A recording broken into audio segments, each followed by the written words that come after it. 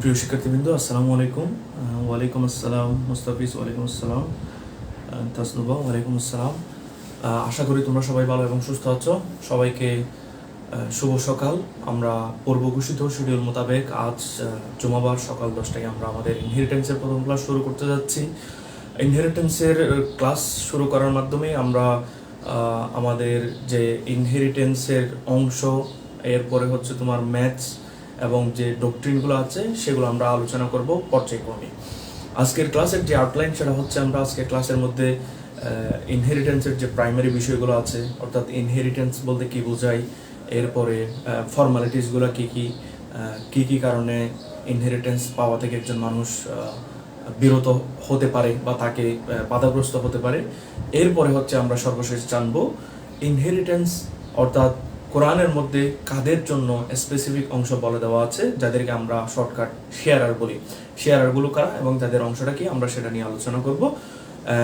এবং এরই মাধ্যমে হচ্ছে আমরা আজকের ইনহেরিটেন্স প্রথম ক্লাসটা আমরা সমাপ্ত করবো আর কি। তো আমার মনে হয় তোমরা হয়তো অনেকে অল্প বিস্তর জানো যে শেয়ারার কারা বা কোরআন স্পেসিফিক শেয়ার কাদের কোরআনের মধ্যে বর্ণনা করা হয়েছে। তবে একটা জিনিস আমি স্মরণ করিয়ে দিতে চাই, সেটা হচ্ছে ইনহেরিটেন্সের ক্ষেত্রে আমার দৃষ্টিতে দুইটা পার্ট। একটা হচ্ছে শেয়ারার কারা, তাদের অংশটা খুব ভালোভাবে জানা, আরেকটা অংশ হচ্ছে ম্যাথ করা। তো ম্যাথের যে ব্যাপার সেটা পুরোটাই নির্ভর করা হচ্ছে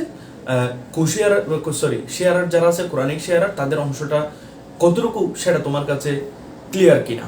তো এই যে কোরআনিক শেয়ারার আসাবা ডক্ট্রিন, এগুলো যদি তোমার কাছে একদম ক্লিয়ার থাকে, সেগুলো যদি তোমার নলেজে তোমার মাথায় থাকে, তাহলে তুমি ম্যাথের যে প্রবলেম সেটা খুব ইজিলি বলতে একদম 1 এবং 2তে তুমি হচ্ছে সেগুলো কি করতে পারবা, শেষ করতে পারবা।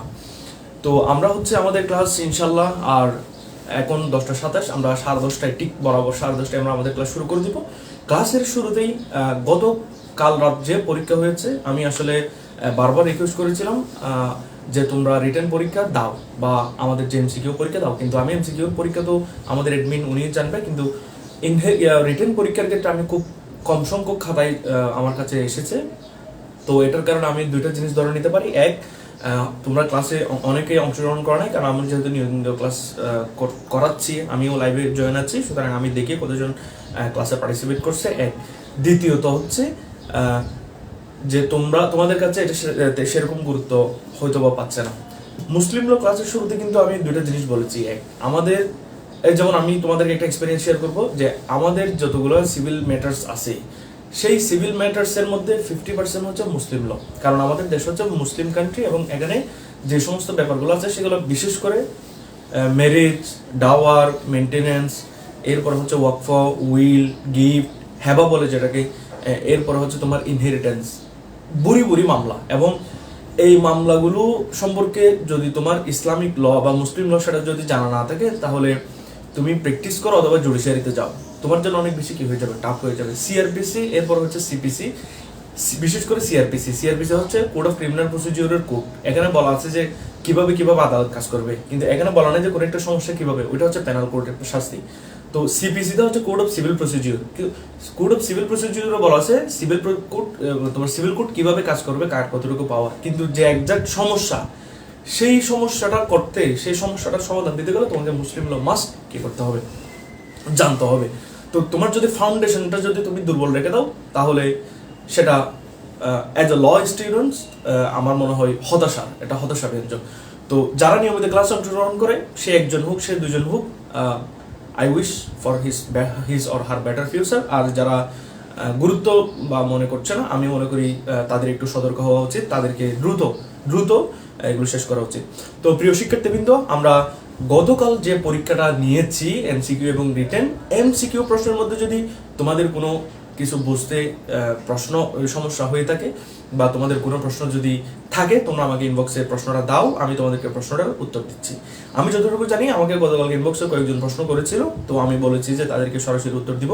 তো কাইন্ডলি তোমরা প্রশ্নটা দাও, আমি প্রশ্নটার উত্তর দিচ্ছি, এবং প্রশ্নোত্তর পর্ব শেষ করে আমরা আমাদের সরাসরি ক্লাসে চলে যাব।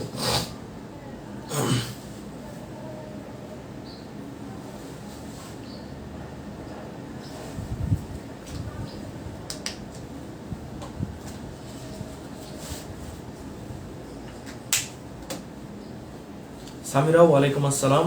আশা করি তোমরা সবাই ভালো আছো।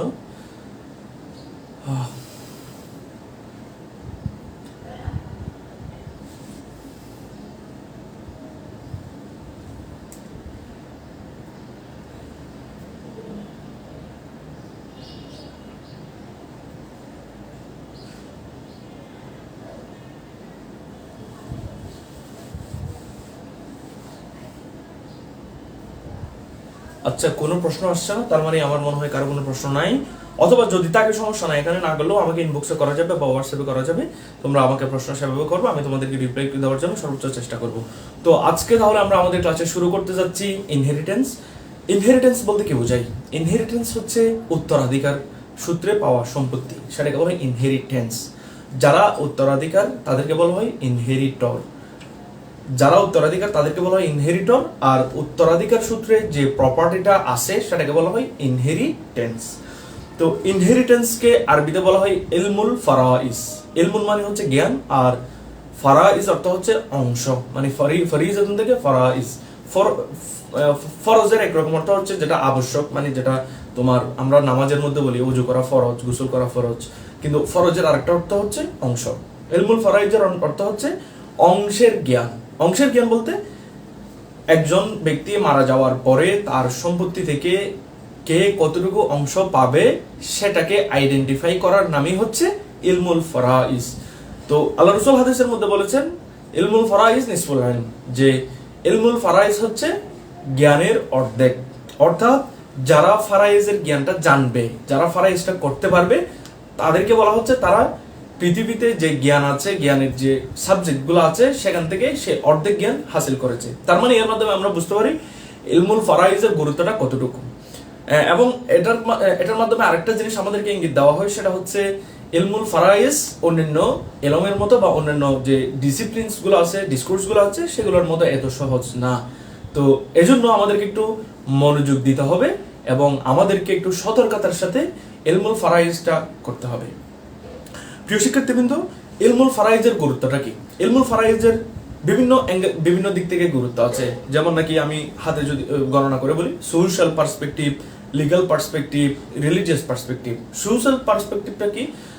সোশ্যাল পার্সপেক্টিভ হচ্ছে সম্পত্তি যদি একজন মানুষের হাতে আজীবন থেকে যায়, তাহলে তো এই সম্পত্তি থেকে অন্যান্য মানুষরা ডিভলিউশনের মাধ্যমে যে পৃথিবীতে অন্যান্য তার ভবিষ্যৎ প্রজন্ম আসবে, তারা তো উপকৃত হবে না। অথবা একজন মানুষের হাতে যদি একটা প্রপার্টি থেকেই থাকে, সেখান থেকে যে প্রোডাকশন সেটা তো হবে না। তো প্রপার্টি যখন মানুষের একজন থেকে আরেকজন, এক জেনারেশন থেকে যখন অন্য জেনারেশনের হাতে যাবে, তখন মিনস অফ প্রোডাকশন যেটা আছে সেটা বাড়বে, মানুষের যে রোজগার সেটা বৃদ্ধি পাবে, মানুষ সেই প্রপার্টি থেকে রোজগার করতে পারবে, তাদের জীবিকা নির্বাহ করতে পারবে। এটা হচ্ছে সোশ্যাল পার্সপেক্টিভ। মানে ইনহেরিটেন্সের কারণে, ইনহেরিটেন্সের যে সিস্টেম, এটার কারণে আমাদের ভবিষ্যৎ প্রজন্ম বা আমাদের আশপাশের যারা মানুষ তারা কি হয়, উপকৃত হয়। এক। দ্বিতীয় নম্বর হচ্ছে লিগ্যাল পার্সপেক্টিভ। লিগ্যাল পার্সপেক্টিভটা হচ্ছে ইনহেরিটেন্স বা সম্পত্তির যদি সুন্দর একটা বন্টন সিস্টেম না থাকে তাহলে দেখা যাবে সমাজের মধ্যে ক্যাওস, মানে কনফ্লিক্ট, এখানে একজন আরেকজনের সাথে মার্ডার, এগুলা লেগেই থাকবে। উদাহরণস্বরূপ, একজন বাবার দুইটা ছেলে আছে, যদি ইলমুল ফারায়েজ বা ইনহেরিটেন্সের কোনো সিস্টেম না থাকতো তাহলে যে সামর্থ্যবান, যে হৃষ্টপুষ্ট, সে তার বাবা থেকে সম্পত্তিগুলো দাবি করে নিয়ে নিত, আরেকজন সে তোমার মাহরুম হতো, সে কোনো প্রপার্টি পেত না এবং সে আর্থিকভাবে ক্ষতিগ্রস্ত হতো। এজন্য লিগ্যাল পার্সপেক্টিভ থেকে ইনহেরিটেন্সের গুরুত্ব অনেক। ইনহেরিটেন্সের কারণে মানুষ যে ঝগড়া ফাসাদ সেটা একদম শেষ হয়ে গেছে। মৃত ব্যক্তির সম্পদের সুষ্ঠু বন্টনটা কিভাবে হবে সেটা স্পেসিফিকলি বলে দেওয়া হয়ে গেছে। এরপরে আসি আমরা রিলিজিয়াস পার্সপেক্টিভ। রিলিজিয়াস পার্সপেক্টিভটা কিরকম? ধর্ম ধর্ম ধর্ম, মুসলিম, হিন্দু, খ্রিস্টান, এখানে ইনহেরিটেন্সের যে ডিভলিউশন সেটা আলাদা আলাদা। ইসলাম ধর্মে ইনহেরিটেন্স একরকম, হিন্দু ধর্মে একরকম, এরপর হচ্ছে খ্রিস্টান ধর্মে একরকম, বৌদ্ধ ধর্মে একরকম।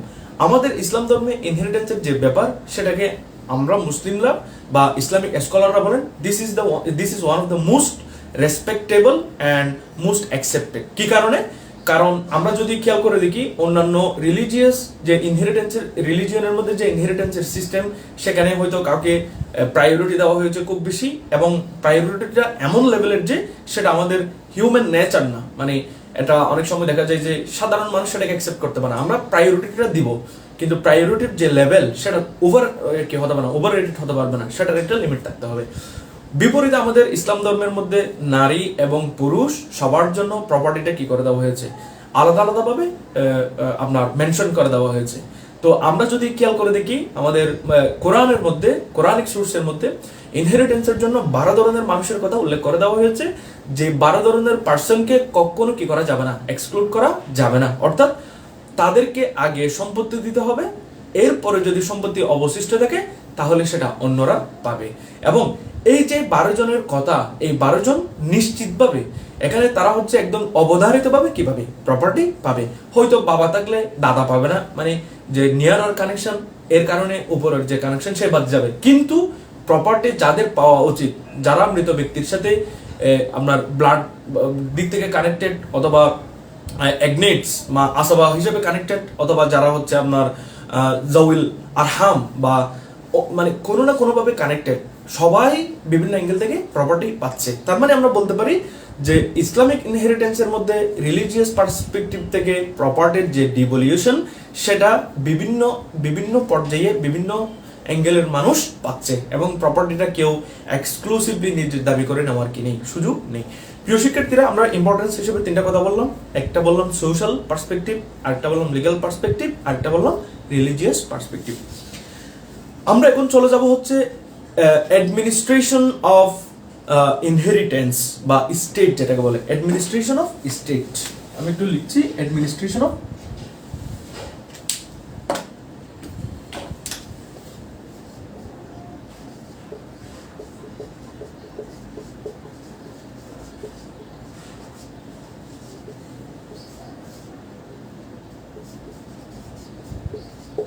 Administration of state. Administration of স্টেটের অর্থ হচ্ছে পৃথিবীতে একজন মানুষ প্রপার্টি হোল্ড করে কেন?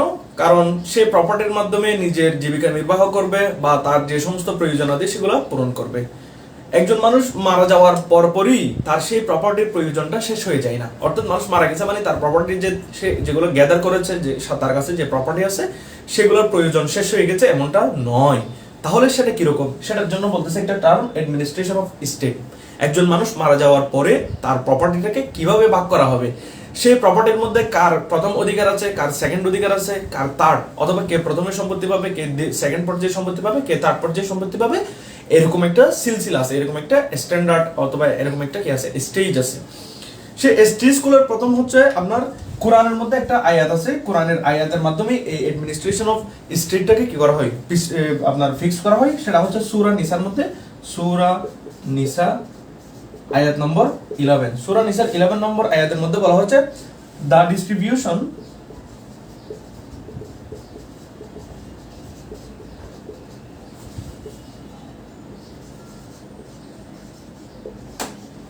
distribution in all cases is after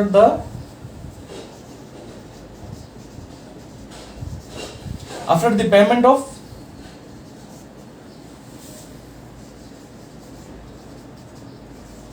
legacies and debt. আয়াতটা কি দেখা যাচ্ছে? আমি একটু দেখি। আচ্ছা, আমি আরেকটু নিচে করছি।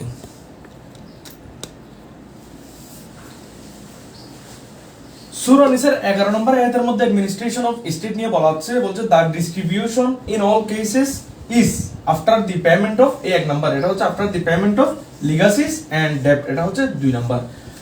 কোরআনের একটা আয়াতের মধ্যে বলে দিচ্ছে যে একজন মানুষের প্রপার্টিটাকে ডিস্ট্রিবিউশন করা হবে কিসের পরে? এক নাম্বার হচ্ছে পেমেন্ট অফ লিগাসিস। লিগাসিস মানে হচ্ছে আপনার লিগাসিস বলতেছে যে সিলসিলাটা রেখে গেছে, মানে যেটার ওসিয়ত করে গেছে। এক কথায় আমরা যদি লিগাসিসকে বলি, আমরা বলবো উইল, মানে সে যেগুলো উইল করে গেছে সেগুলা, এন্ড ডেপ্ট, এবং এই যে ডেপ্ট বলতে ঋণ, এই যে যেটাকে আমরা বাংলায় কি বলি? ঋণ বলি। এই ঋণ প্রদানের এই দুইটা জিনিস আদায় করার পরেই হচ্ছে আপনার তার প্রপার্টিটাকে অ্যাডমিনিস্ট্রেশন করা হবে, অর্থাৎ ইনহেরিটেন্স বা সেটাকে ভাগবণ্টন করা হবে আর কি। প্রিয় আমরা তাহলে দেখতে পাচ্ছি দুইটা জিনিস, একটা হচ্ছে উইল আর একটা হচ্ছে ঋণ। তাহলে আমরা এখন লিখতে পারি যে অ্যাডমিনিস্ট্রেশন অফ জাস্টিস হবে, অ্যাডমিনিস্ট্রেশন অফ স্টেট হবে কিভাবে?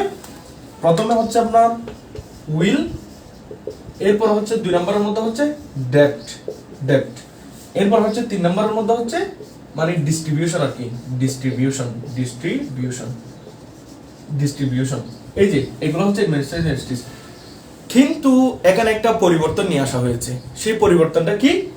এখানে যে উইলের কথা বলা হয়েছে সেই উইলকে 2 নম্বরের মধ্যে নিয়ে যাওয়া হয়েছে, এবং এই যে 1 নম্বরের মধ্যে ডেপ্টকে বলা হয়েছে। অর্থাৎ প্রথমে ডেপ্ট আদায় করা হবে, এরপরে উইলটা আদায় করা হবে, এরপর হচ্ছে আপনার ডিস্ট্রিবিউশন করা হবে 1/3 প্রপার্টি থেকে, 1/3 প্রপার্টি। আর এটা হচ্ছে আপনার হোল। দেখা যাচ্ছে ঠিকমতো? একটু ঠিকমতো দেখা যাচ্ছে কিনা আমাকে একটু কনফার্ম করুন তো সবাই।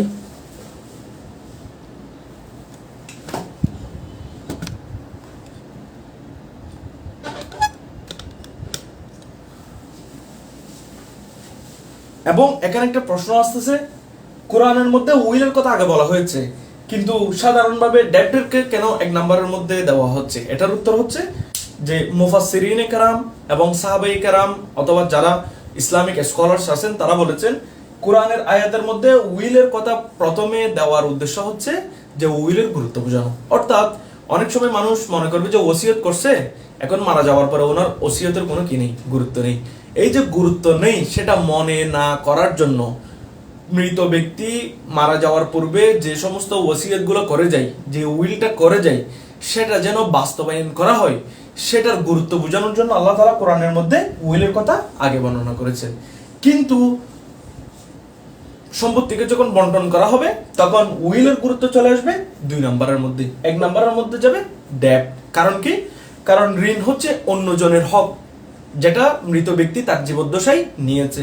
উইল হচ্ছে সে হকটা নিজে আরেকজনের জন্য বানিয়েছে। তাহলে আপনার উপর যে হক পাবে সেটা অগ্রাধিকার পাবে, নাকি আপনি যাকে হকটা এমনি লিখে দিয়েছেন সেটা অগ্রাধিকার পাবে? এবং হিউম্যান নেচারই বলে যে তার থেকে যারা হক পাবে, মানে যাদের থেকে সে ঋণ নিয়েছে তাদের ঋণটা আগে আদায় করতে হবে, এবং এরপরে হচ্ছে সে যেগুলোর জন্য ওসিয়ত করে গিয়েছে বা যাদের জন্য কথা বলে গিয়েছে সেটা আদায় করা হবে। সর্বশেষ অবশিষ্ট প্রপার্টি থেকে আপনার তাদের উত্তরাধিকার যারা থাকবে তাদের মাঝে সম্পত্তিটা ডিস্ট্রিবিউশন করা হবে। প্রিয় শিক্ষার্থীবৃন্দ, এর বাইরে আরেকটা জিনিস আছে, সেটাকে বলা হয় আপনার কাফন দাফন আর কি। কাফন এরপর হচ্ছে দাফন। কাফন দাফনের একটা ব্যাপার আছে। কাফন দাফনের ব্যাপারটা কিরকম? কাফন দাফনের ব্যাপারের মধ্যে বলছে ডাওয়ার সবার আগে হবে না ভাইয়া? না, এখানে ডাওয়ারের কোনো প্রশ্ন তো, ও আচ্ছা ডাওয়ারের একটা তাহলে ডাওয়ারের বাকি থাকলে ডাওয়ার পরিশোধের পরে ইনহেরিটেন্স চাওয়া হবে। আচ্ছা, এই প্রশ্নটার উত্তর আমি দিচ্ছি, সেটা হচ্ছে দাঁড়াও, এই প্রশ্নটার উত্তর আমি দিচ্ছি, তোমরা আগে জাস্ট এতটুকু দেখো। এখানে আমি কি লিখছি সেটা দেখো। 1 নম্বরের মধ্যে ডেপ লিখছি, 2 নম্বরের মধ্যে উইল লিখছি, 3 নম্বরের মধ্যে হচ্ছে ডিস্ট্রিবিউশন লিখছি। এখানে আরো 2টা জিনিস বাদ গিয়েছে, একটা হচ্ছে কাফন দাফনের ব্যাপার আর একটা হচ্ছে তোমার একটা হচ্ছে কাফন দাফনের ব্যাপার, আর একটা হচ্ছে তোমার ডাওয়ারের ব্যাপার। ডাওয়ারের মধ্যে বলা হয়েছে, আমি এগুলো মুছে দিচ্ছি, এটাকে বলা হয় ওয়াইফস, এটা টার্মটা তোমরা লিখতে পারো, wife's right two LIEN, wife's right two Leyen. এই যে ওয়াইফস রাইট টু লিয়েন, এই ওয়াইফস রাইট টু লিয়েন সেটা এখানে প্রথমে আসবে না, সেটা আসবে এই ডেপ্টের আন্ডারে। এই যে ডেপ্টের আন্ডারে আমরা এখন 1 নম্বরের মধ্যে যে একটা ডেপ্টের কথা বলছিলাম, এটা হচ্ছে তোমার স্ত্রীর যে ডাওয়ার, সেটা এই ডেপ্টের অন্তর্ভুক্ত। তো ঋণটা তো সে বিভিন্ন জন পাইতে পারে। 1 নম্বরের মধ্যে স্ত্রী আছে, স্ত্রীর ডাওয়ার বাকি আছে। 2 নম্বরের মধ্যে ধরো ভাই থেকে 10,000 টাকা নিছিল। 3 নম্বরের মধ্যে ধরো এলাকার এক মুরব্বী থেকে নিছে কত, মুরব্বী থেকে নিছে তোমার 10,000 টাকা। তো এখানে 1 নাম্বার ঋণ, 2 নাম্বার ঋণ, 3 নাম্বার ঋণ, এখানে প্রায়োরিটি পাবে কার ঋণটা, স্ত্রীর ঋণটা। এবং এই স্ত্রী তার ঋণটা নিয়ে নেওয়ার জন্য তার অন্য কারো থেকে অনুমতি নিতে হবে না। স্বামী মারা গেছে, ডাওয়ার বাকি আছে, তখন স্ত্রী নিজের স্বইচ্ছায় তার হাজবেন্ডের অ্যাকাউন্ট থেকে তার 10,000 বা 20,000 যেটা ডাওয়ার আছে, যে সেই ঋণটা সে নিজে নিজ দায়িত্বে কি করে ফেলতে পারবে, নিয়ে নিতে পারবে। এরপরে হচ্ছে তোমার বাকি যদি টাকা থাকে, যেমন বাকি যদি 20,000 টাকা থাকে, তাহলে 20,000 থেকে তোমার ভাইকে 10,000, তোমার মুরব্বীকে 10,000 টাকা দেওয়া হবে। অথবা যদি সেখানে তার 10,000, তোমার 10,000 টাকা আছে, তাহলে এখানে ওকে দিবে 5,000, ওকে দিবে 5,000, এভাবেই তার ঋণের ব্যাপারটা আদায় করা হবে। তো প্রিয় শিক্ষার্থীবৃন্দ, এখানে আরেকটা জিনিস বাকি আছে, সেটা হচ্ছে কাফন এবং দাফনের ব্যবস্থা করা। তো কাফন এবং দাফনের জন্য ব্যবস্থার ক্ষেত্রে শরীয়তের মধ্যে বিস্তারিত আলোচনা আছে। বিস্তারিত আলোচনাটা কিরকম, মানুষটা যখন জীবিত ছিল নিশ্চয়ই সে কোনো না কোনো কাপড় চোপড় পরতো। তো এখন তার যে ঋণ, সেটা তার কাফনের চেয়ে গুরুত্বপূর্ণ, ঋণটা সবসময় আদায় করতে হবে। তো কাফন দাফন কি করবে, কাফন দাফনের জন্য নতুন কাপড় দেওয়াটা কোথাও বলা নাই যে ফরজ, সেজন্য তার যে কাপড় চোপড় সে নিজের জীবদ্দশায় পড়তো, সেই কাপড় চোপড়টাকে পরিষ্কার করে তাকে কাফনের ব্যবস্থা করা হবে। যদি স্ত্রী মারা যায়, তাহলে স্ত্রীর কাফন দাফনের ব্যবস্থা করা হাজবেন্ডের দায়িত্ব। আর যদি ছেলে মেয়ে মারা যায়, তখন হচ্ছে তার বাবাই সেটা ব্যবস্থা করবে। অথবা যদি বাবা মারা যায়, তাহলে ছেলে মেয়েরা এই কাফন দাফনের ব্যবস্থাটা করবে। সেজন্য এখানে কাফন দাফনের ব্যবস্থা করার কথাটা আগে উল্লেখ করা হয়নি, কিন্তু আমরা যখন মুসলিম ল টেক্সট বুক পড়বো, সেখানে কিন্তু এটাকে 4 ভাগে ভাগ করা হয়েছে। অ্যাডমিনিস্ট্রেশন অফ স্টেটকে শরীয়তের মধ্যে প্রথমে 1 নম্বরের মধ্যে বলছে, 1 নম্বর বলছে কাফন দাফনের ব্যবস্থা করা, 2 নম্বরের মধ্যে বলছে ঋণ থাকলে ঋণ আদায় করা, 3 নম্বর বলতেছে এই সমস্ত সম্পত্তির 3 ভাগের 1 ভাগ, এটাকে স্পেসিফিকলি বলা আছে। আমরা উইল পড়ার সময় বলছি 3 ভাগের 1 ভাগ প্রপার্টি থেকে তার উইলটাকে বাস্তবায়ন করা হবে। সর্বশেষ অবশিষ্ট প্রপার্টি, এটাকে 4 নম্বরের মধ্যে বলা হয়েছে, উত্তরাধিকারীদের মধ্যে সম্পত্তিটাকে বন্টন করা হবে। এটা শরীয়তের মধ্যে। কিন্তু আমাদের জেনারেল ল এর মধ্যে যেটা বলা হচ্ছে, সেখানে কাফন দাফনের কথাটাকে আনা হয়নি, কারণ কাফন দাফনের ব্যাপারটা বর্তমানে তেমন বেশি গুরুত্বপূর্ণও না, বা মানুষ এরকম অ্যাফ্লাউন, সে নিজের কাপড়টার মতো টাকা তার থাকে। সেজন্য প্রথমে ডেপ্টের কথা বলা হয়েছে, 2 নম্বরের মধ্যে উইলের কথা বলা হয়েছে, 3 নম্বরের মধ্যে উত্তরাধিকারীদের মধ্যে সম্পদ বন্টনের কথাটি বলা হয়েছে।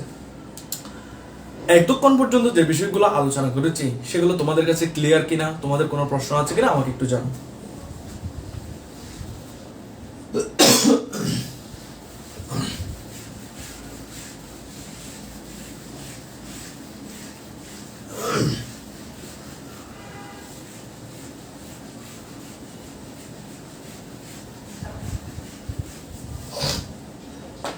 মুস্তাফিজ বলেছে ক্লিয়ার, থ্যাংক ইউ।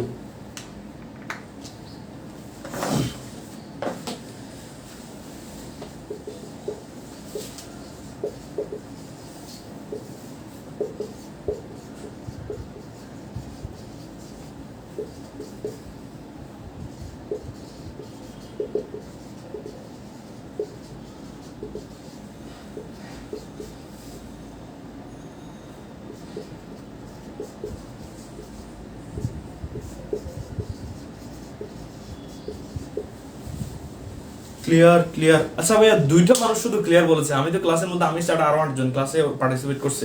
তোমরা সবাই একটু কি করবা, রেসপন্স করবা। সবাই রেসপন্স করলে ভালো লাগবে। আচ্ছা, আমরা এখন জানবো এসেনশিয়ালস গুলো কি কি। একটা ইনহেরিটেন্সের মধ্যে এসেনশিয়ালস হচ্ছে 3টা। 1 নম্বর হচ্ছে ডিসিজ, 2 নম্বর হচ্ছে সার্ভাইভিং ইয়ার্স, 3 নম্বর হচ্ছে স্টেট অর প্রপার্টি। 1 নম্বরটা ডিসিজ মানে কি? ডিসিজ মানে হচ্ছে মিস্টার এক্স কি যাইতে হবে, মারা যাওয়া। মারা যাওয়ার পূর্বে কোনো অবস্থাতে ইনহেরিটেন্সের দাবি করা যাবে না, বা ইনহেরিটেন্সের হিসাব নিকাশ এগুলো চলবেই না। কোনো ব্যক্তি মারা যাওয়ার পূর্বে তার ছেলেদেরকে মানে এরকম শরীয়তের মধ্যে বলতেছে যে ছেলে 2:1, মেয়ে হচ্ছে একজন হলে অর্ধেক, এরপর হচ্ছে মেয়ে ছেলে একসাথে আসলে 2:1 হিসেবে ভাগ করা হবে, অথবা স্ত্রী ছেলে সন্তান থাকলে তোমার কিভাবে 1/8 পাবে, ছেলে সন্তান না থাকলে 1/4 পাবে। এভাবেই আপনি কি করে দিতে পারবেন না, মারা যাওয়ার পূর্বে আপনি কখনো আপনার সম্পদগুলোকে এই মারা যাওয়ার পরে যেভাবে বন্টন করা হয় সেভাবে বন্টন করতে পারবেন না। এবং বন্টন করলে সেটা ইনহেরিটেন্স হবে না, সেটা অন্যরকম বন্টন হবে আর কি, সেটা গিফট হবে অথবা অন্য কিছু হবে। সুতরাং ইনহেরিটেন্স চালু হওয়ার জন্য প্রথম শর্ত হচ্ছে ডিসিস্ট, মানে যে আপনার কি আছে প্রপোজিটর যেটা আছে প্রপোজিটর যিনি আছেন তাকে অবশ্যই কি করতে হবে, মারা যেতে হবে, অর্থাৎ মৃত্যুর পরে সেটা চালু হবে।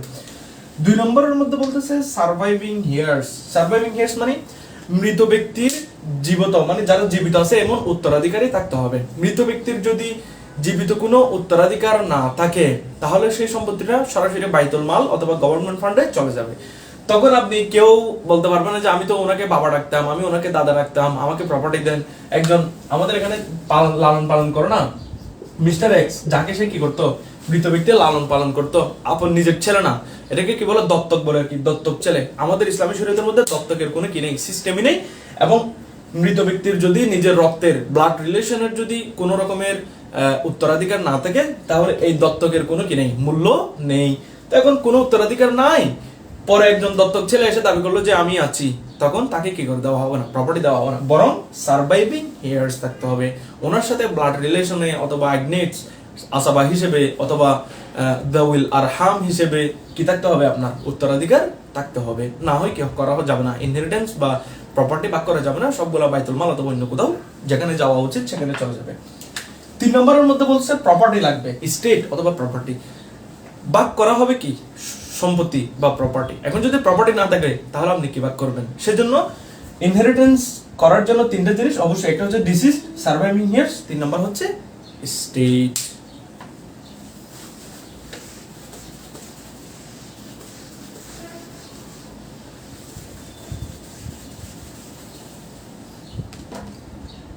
এরপরে আমরা হচ্ছে একটা জিনিস এমনি জেনে রাখি, সেটা হচ্ছে ইনহেরিটেন্সের মধ্যে মেল এবং ফিমেল, মেল ভার্সেস ফিমেল একটা রুল আছে। সেই রুলটা হচ্ছে 2:1। 2:1 মানে একজন ছেলে সবসময় একজন মেয়ের কি পাবে, ডাবল পাবে।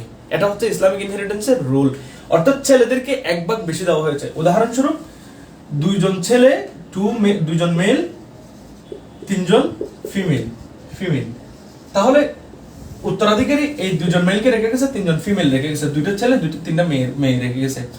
এখন এখানে সবাই আসাবা হয়ে যাবে, মেয়েরা যদি ছেলেদের সাথে আসে তখন তারা আসাবা হয়ে যায়, এগুলো আমরা পরে জানবো। কিন্তু এতটুকু জানি, এখানে আমরা দেখাচ্ছি যে কিভাবে 2:1টা হয়। তার প্রপার্টিটাকে তখন কি করা হবে, একটা কমন ডিনোমিনেটর আর কি, ডিনোমিনেটরটা কিভাবে করা হবে, যেমন কি এই যে 2:2 আর এটা হচ্ছে 1:3। উদাহরণ যেমন নাকি এই যে 7/2, এরপর হচ্ছে 7/1, আর একটা হচ্ছে 7/1। কিভাবে, এই যে দেখেন 2 4, 4 একে 5, 5 একে 6, 6 একে 7, টোটাল 7। অর্থাৎ প্রপার্টিটাকে আপনি 7 ভাগ করে সেখান থেকে 2 ভাগ দিয়ে দিবেন এই 2 মেলের একজনকে, আর 2 ভাগ দিয়ে দিবেন এই 2 নম্বর ছেলেকে। এখান থেকে একটা পাবে মেয়ে 1, এখান থেকে একটা পাবে মেয়ে 2 নম্বরটা, এখান থেকে একটা পাবে মেয়ে 3 নম্বরটা। তাহলে একটা জিনিস দেখেন, মেয়েরা সবাই পাচ্ছে 7 ভাগের 1 ভাগ করে, কিন্তু একজন ছেলে পাচ্ছে 7 ভাগের 2 ভাগ করে। এটাকে বলা হয় 2:1। আপনাদের কাছে ক্লিয়ার কিনা আমাকে একটু জানান। 2:1 বলতে কি বোঝায় সেটার আমি একটা উদাহরণ আপনাদেরকে দেখাবো।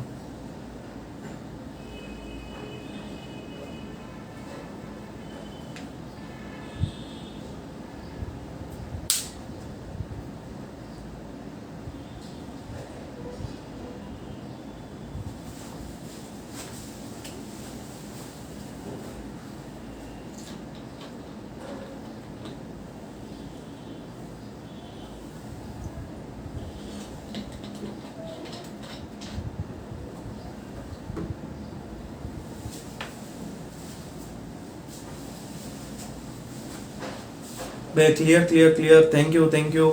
তাহলে আমরা এখন নেক্সট চলে যাই।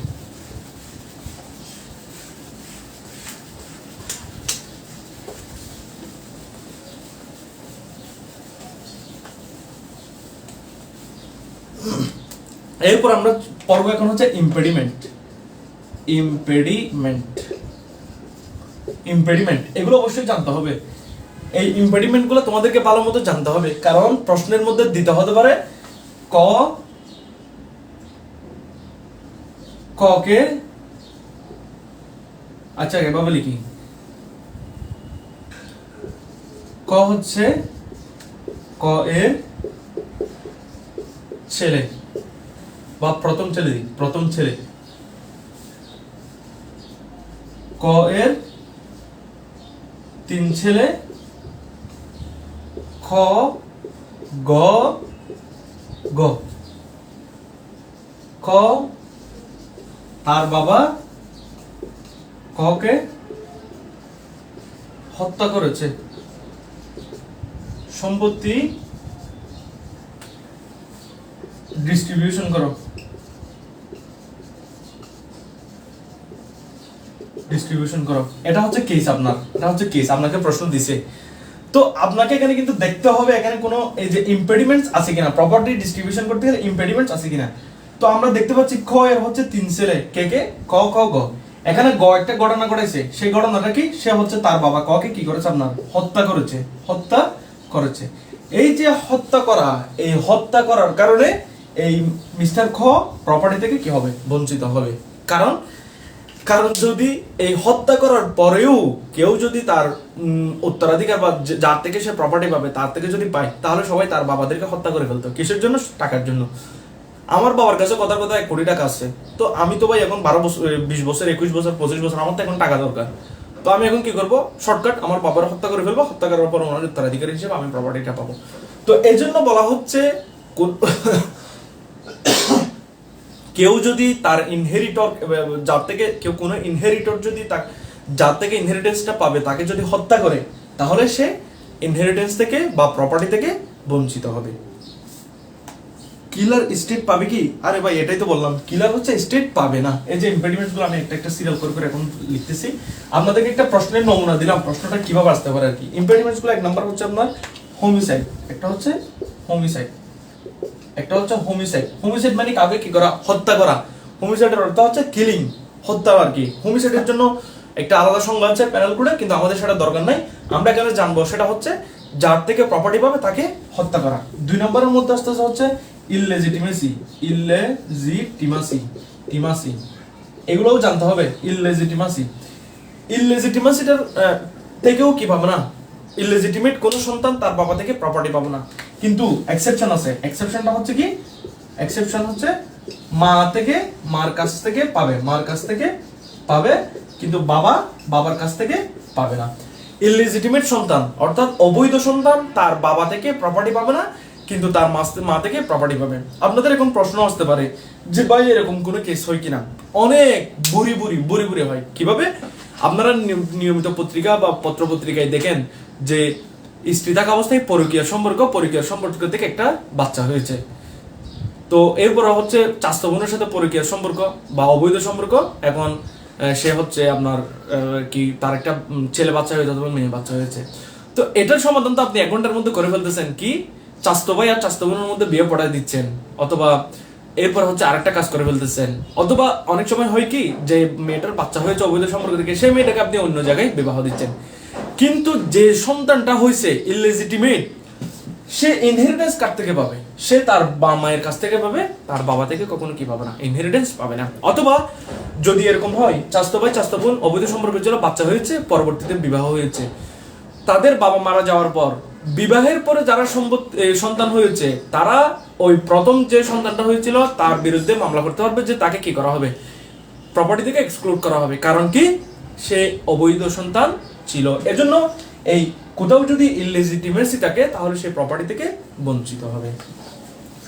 এরপরে 3 নাম্বার হচ্ছে আপনার স্ল্যাভারি। 3 নাম্বার হচ্ছে স্ল্যাভারি। স্ল্যাভারি মানে হচ্ছে দাসত্ব। এখন যদিও বা স্ল্যাভারি সিস্টেম আমাদের পৃথিবীতে খুবই কম, যে স্লেভরা কি পায় না, ইনহেরিটেন্স পায় না। কারণ স্লেভরা হচ্ছে তাদের যে এরা নিজেদের যে মানে হিউম্যান যেটাকে বলে, মানে মানবের যে একটা আকৃতি, তারা সেটাকে হারিয়ে ফেলে, তারা একরকম প্রপার্টির মতো হয়ে যায়। তারা হচ্ছে যেমন মোটরসাইকেল যেমন সম্পত্তি, গহনা গহনা যেমন সম্পত্তি, স্লেভরাও হচ্ছে সেরকম সম্পত্তি, অর্থাৎ তাদের যে ভ্যালু সেটা কি হয়ে যায়, ডিগ্রেডেশন হয়ে যায়। এই জন্য তারা হচ্ছে কি পাবে না, প্রপার্টি পাবে না। তাহলে আমরা পেলাম ইম্পেডিমেন্টস 3 ধরনের। একটা হচ্ছে হোমিসাইড, যার থেকে প্রপার্টি পাবে তাকে হত্যা করা। 2 নম্বর হচ্ছে ইললেজিটিমাসি, অবৈধ সম্পর্কের কারণে যদি সন্তান সন্ততি আসে, অর্থাৎ অবৈধ সন্তান, তারা তাদের বাবা থেকে প্রপার্টি পাবে না কিন্তু মা থেকে পাবে। 3 নম্বরের মধ্যে হচ্ছে স্লেভ, অর্থাৎ যারা দাস অথবা দাসী, তারা তাদের মনিব থেকে হোক অথবা তাদের পরিবার থেকে প্রপার্টি পাবে না। ভাইয়া ম্যাডাম বলেছিলেন মেয়েদের মূলত 1 গুণ আর ছেলেদের 2 গুণ ইনহেরিটেন্স দেওয়া হয়, মূলত পুরুষ নাকি বাবা মায়ের মেনটেন্যান্সের দায়িত্ব নেই বলে নাকি পুরুষেরকে 2 গুণ ইনহেরিটেন্স দেওয়া হয়? তাহলে ভাই প্যারেন্টস মেনটেন্যান্সের ছেলে মেয়ে উভয়কে মেনটেন্যান্সের দায়িত্ব দেওয়া হয়েছে, তাহলে কি এই একটা অনুযায়ী ছেলে মেয়ে উভয় সমান সম্পত্তি পাবে? না না, এখানে গোলানো যাবে না। এটা হচ্ছে তোমার যে ম্যাডাম বা যে উনি ব্যাখ্যাটা দিয়েছেন, উনি সেটা হচ্ছে একটা স্লাইডলি ব্যাখ্যা করার জন্য চেষ্টা করেছেন, এটা কোনো কোরআন হাদিসের ব্যাখ্যা না। ধরেন ছেলেরা ডাবল পাই, মেয়েরা তাদের চেয়ে কম পাই। এটার কারণটা কি? কারণ আমাদেরকে একটা ব্যাখ্যা তো করতে হবে। প্রথমত ছেলে ডাবল পাবে, মেয়ে 1 ভাগ পাবে, সেটা কে বলছে? সেটা বলছে আল্লাহ, সেটা রসুল বলে নাই, সেটা বলছে কে? আল্লাহ। যে লিযাকারি মিসলু হাযিল উনসায়াইন, যে পুরুষ পাবে মেয়েদের থেকে ডাবল, এই কথাটা বলছে কে? আল্লাহ। আল্লাহ যেরকম বলছে সেরকম আমাদেরকে কি করতে হবে? মানতে হবে। আল্লাহ বলছে আকাশ আছে, জমিন আছে, আকাশ পৃথিবী চারিদিকে ঘুরে, এটা আমাদেরকে সেভাবে কি করতে হবে? মানতে হবে। তো এখন পরবর্তীতে স্কলাররা একটা ব্যাখ্যা দিয়েছেন এবং এই ব্যাখ্যাটা যুগে যুগের পরিবর্তন হয়ে যায়। ওনারা ব্যাখ্যা দিয়েছিলেন কি ওই যুগের মধ্যে হোক এবং স্টিল আমাদের সমাজের মধ্যে হচ্ছে, বিশেষ করে পরিবারের ভরণ পোষণ, পরিবারের যারা অন্যান্য আছে তাদেরকে দেখাশোনা করে ছেলেরা। বড় ছেলে 5টা থাকলে সেখানে বড় ছেলের কাছে প্রথম দায়িত্ব, এরপরে পর্যায়ক্রমে অন্যান্যরাও দায়িত্ব পালন করে। এবং মেয়েদের উপর আপনার জীবিকা নির্বাহের দায়িত্ব কোনো অবস্থাতেই কি হয় না, ডিভলিউশনটা হয় না। অর্থাৎ ছেলেদের হচ্ছে শরীয়তের পক্ষ থেকে বলা হয়েছে ছেলেরা তাদের মা বাবার ভরণ পোষণ, তাদের পরিবারের মধ্যে যদি মানে আনঅ্যাডাল্ট, মানে যারা অ্যাডাল্ট মাইনর যদি কোনো ভাই বোন থাকে, তাহলে তাদেরকে দায়িত্ব পালন করবে যে হচ্ছে মেজর হয়েছে সে। সেই দিক থেকে বলা হচ্ছে ছেলে যেহেতু মা বাবা ভাই বোন এদের ভরণ পোষণের দায়িত্ব নেই ছেলেরা, বা হাজবেন্ড যেহেতু স্ত্রীর ভরণ পোষণের দায়িত্ব নেই বা দায়িত্ব নিতে হয় আইনত, সেই জন্য ছেলেদেরকে একটু কি ডাবল প্রপার্টি দেওয়া হয়েছে। কিন্তু এর মানে এই নয় যে আমাদের কোথাও আইন করে আবার আইন থাকলে যে ছেলে মেয়ে উভয়টাকে মা বাবার ভরণ পোষণ দিতে হবে, এই কারণে আবার কি করা যাবে না, আপনি বলতে পারবেন না যে এই আইনের ভিত্তিতে ইনহেরিটেন্সও সমান সমান ভাবে পাবে। মা বাবার ভরণ পোষণের দায়িত্ব মেয়েদেরকে দেওয়া হয়েছে, কিন্তু হাজবেন্ডের ভরণ পোষণের দায়িত্ব কি কোথাও মেয়েদেরকে দেওয়া হয়েছে? দেওয়া হয় নাই। সুতরাং আপনি যদি শুধুমাত্র মা বাবাকে ভরণ পোষণের দায়িত্বটা মেয়েদেরকেও দেওয়া হয়েছে, সেজন্য মেয়েরাও ওই আইন অনুযায়ী সমান সম্পত্তি পাবে হিসাব করেন, তাহলে আবার অন্যদিকে আরেকটা সমস্যা হয়ে যাবে। সেটা হচ্ছে হাজব্যান্ড ওয়াইফের মধ্যে তো ওয়াইফ হাজব্যান্ডের আপনার কি বলে মেনটেনেন্সের দায়িত্ব নেই না, তাহলে তখন সেখানে অর্থাৎ এনোমালি হয়ে যাবে। ব্যাখ্যাটা আপনি কিঞ্চিত ধরে নিতে পারবেন বা মানতে পারবেন, আপনার মানতে ইচ্ছা হলো মানবেন, মানতে ইচ্ছা হলো না মানবেন, কিন্তু আপনি ওইটার কারণে আরেকটা ফলাফল নির্ধারণ করতে পারবেন না। এখন আমরা চলে যাব যে ক্লাসেস অফ হেয়ার্স। এখান থেকে আমাদের আমরা ইনহেরিটেন্সের গুরুত্বপূর্ণ সব বিষয়গুলো শুরু হচ্ছে, সবাই একটু মনোযোগ দিবেন। প্রথম নম্বর আমরা দেখব যে ক্লাসেস অফ ইয়ার্স। উত্তরাধিকারীদের মধ্যে একটা স্টেজ আছে, একটা ক্লাস আছে। কিছু হচ্ছে প্রায়োরিটি, মানে কিছু হচ্ছে প্রথমে পাবে, আবার কিছু হচ্ছে সেকেন্ড পর্যায়ে পাবে, কিছু হচ্ছে থার্ড পর্যায়ে পাবে। এরা থাকলে এরা পাবে না, অথবা এরা একসাথে পাবে, আবার অনেক সময় এরা থাকলে এরা এক্সক্লুডেড, অথবা আবার এরা মিলে একসাথে প্রপার্টি পাবে। এর জন্য এখানে 3টা স্টেজ আছে, 1 2 3, 3 ধরনের উত্তরাধিকার আছে। 1 নম্বরটা হচ্ছে শেয়ারার, আপনারা খাতার মধ্যে লিখেন শেয়ারারদেরকে আরবিতে বলা হয় জাউইল ফুরুজ। জাউইল ফুরুজের অর্থ হচ্ছে অংশের মালিক। অংশের মালিক মানে হচ্ছে যে সমস্ত ব্যক্তিদের অংশটা কোরআনের মধ্যে নির্ধারণ করে দেওয়া হয়েছে এবং বলে দেওয়া হয়েছে, তাদেরকে বলা হয় শেয়ারার। আরবিতে বললে জাউইল ফুরুজ, আর বাংলায় বললে অংশের মালিক। এরা হচ্ছে প্রথম ক্যাটাগরির উত্তরাধিকারী। এদেরকেই প্রথমে সম্পত্তি বন্টন করার সময় সম্পত্তি দিতে হবে, এবং এদেরকে দেওয়ার পরে যদি কোনো সম্পত্তি অবশিষ্ট থাকে তাহলে হচ্ছে 2 নম্বর ক্যাটাগরির মধ্যে যাবে, 3 নম্বর ক্যাটাগরির মধ্যে যাবে। একটা প্রশ্ন আসছে, বুঝলাম ভাইয়া বইয়ের এনিমি এলিয়েন বিষয়টা বুঝি নাই। এনিমি এলিয়েন, আচ্ছা বইয়ের মধ্যে যদি এনিমি এলিয়েন থাকে সেটা হচ্ছে অপরিচিত। এনিমি এলিয়েনের বাংলা অর্থ হচ্ছে অপরিচিত শত্রু। অপরিচিত শত্রুটার ব্যাখ্যা কিরকম? ধরেন আমি মিস্টার একটা উদাহরণ দিয়ে বলি, মিস্টার এক্স তার দুটা সন্তান, একটা হচ্ছে ওয়াই আর একটা হচ্ছে জেড। একটা হচ্ছে ওয়াই আর একটা হচ্ছে জেড। তো এক্স হচ্ছে এই বাবার দেশে থাকে, যেমন আমি যদি বলি বাংলাদেশ, আর এ হচ্ছে কোথায় থাকে? ইসরায়েলের মধ্যে থাকে। ইসরায়েলের মধ্যে থাকে, অর্থাৎ সে পার্মানেন্টলি ইসরায়েলের মধ্যে চলে গেছে।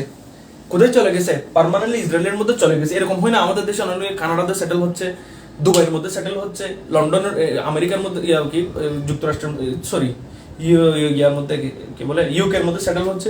তো ধরেন এখন এই ব্যক্তি মারা গেলে তো এও প্রপার্টি পাবে, এও প্রপার্টি পাবে।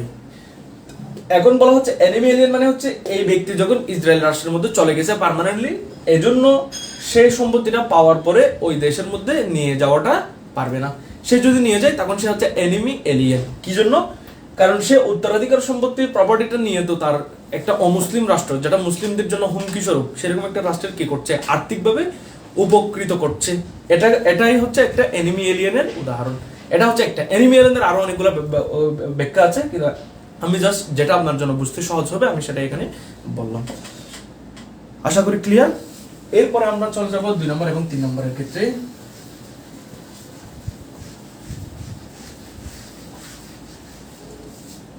এরপরে 2 নম্বরের হচ্ছে আপনার অ্যাগনেটিক হিয়ার্স।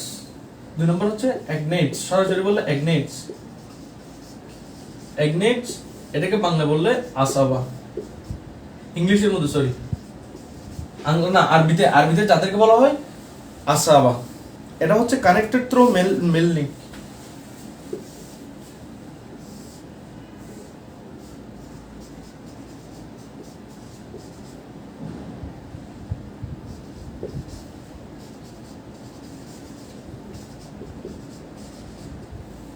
আর এরা হচ্ছে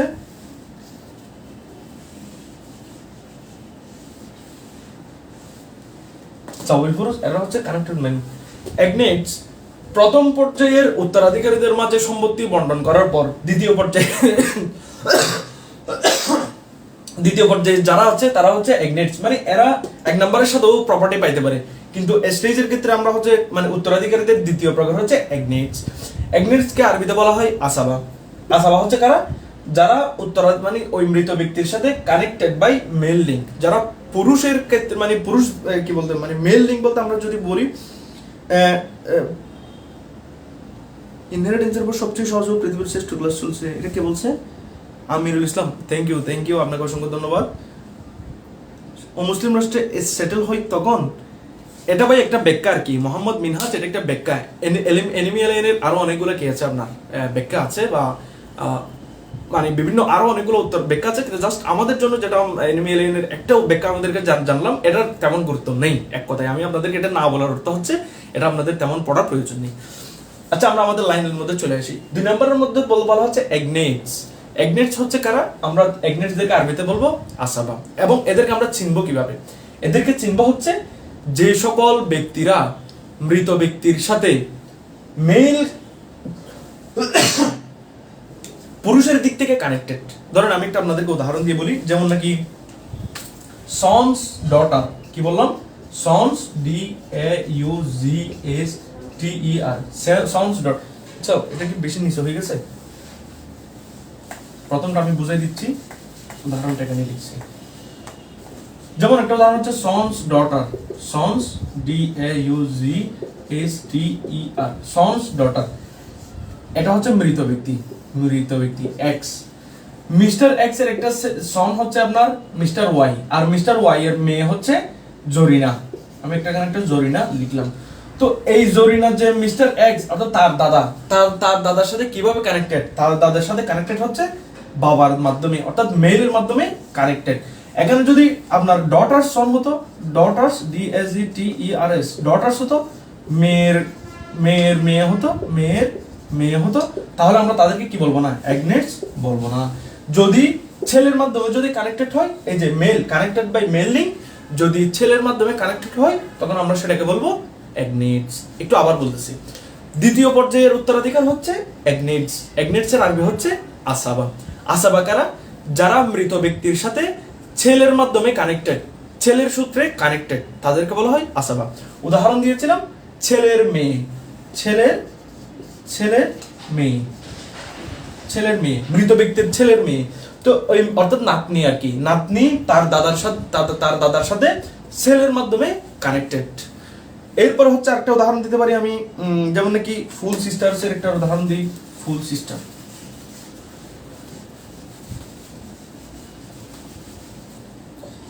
ফুল সিস্টার, ফুল সিস, বাংলায় বললে আপন আপন বোন। তো বাবা হচ্ছে কানেক্টর। ধরেন আপনার বোনের সাথে আপনার কানেকশনটা কি, কোন দিক থেকে? আপনার মানে আপনার বোনের সাথে আপনার ফুল সিস্টারের কানেকশনটা দুই দিক থেকে, একটা হচ্ছে মায়ের দিক থেকে, একটা হচ্ছে বাবার দিক থেকে। অর্থাৎ আমাদেরকে মায়ের দিক থেকে সেটা আপাতত লাগতেছে না। অর্থাৎ আপনার বোন আপনার বাবার মেয়ে, আপনার বোন মানে হচ্ছে আপনার বাবার মেয়ে, সে হচ্ছে আপনার সাথে মেল ভাবে অর্থাৎ ছেলের মাধ্যমে কানেক্টেড। অনুরূপভাবে ফুল সিস্টারের জায়গায় যদি আমরা কনসেনগুইন সিস্টার বলি, কনসেনগুইন, কনসেনগুইন, কনসেনগুইন, কনসেনগুইন হচ্ছে যাদের বাবা এক, বাবা একজন, কিন্তু মা হচ্ছে দুইজন। তো আপনার বাবা দুইটা বিয়ে করেছে, আপনি হচ্ছে প্রথম স্ত্রীর ছেলে বা মেয়ে যেই হোক ছেলে, আরেকটা আছে দ্বিতীয় স্ত্রীর মেয়ে। তো দ্বিতীয় স্ত্রীর মেয়েকে আপনি বোন বলতেছেন, কোন দিক থেকে? মায়ের দিক থেকে না, বরং সে হচ্ছে আপনার বাবার মেয়ে। তো আপনার ওই বোনের সাথে কনসেনগুইন সিস্টারের সাথে আপনার কানেকশন বাবার মাধ্যমে অর্থাৎ ছেলের মাধ্যমে। এই যে ছেলের মাধ্যমে যারা কানেক্টেড তাদেরকে বলা হয় এগনেটস বা আসাবা। একটু বুঝছেন কিনা একটু আমাকে জানান, আপনাদের কাছে ক্লিয়ার কিনা?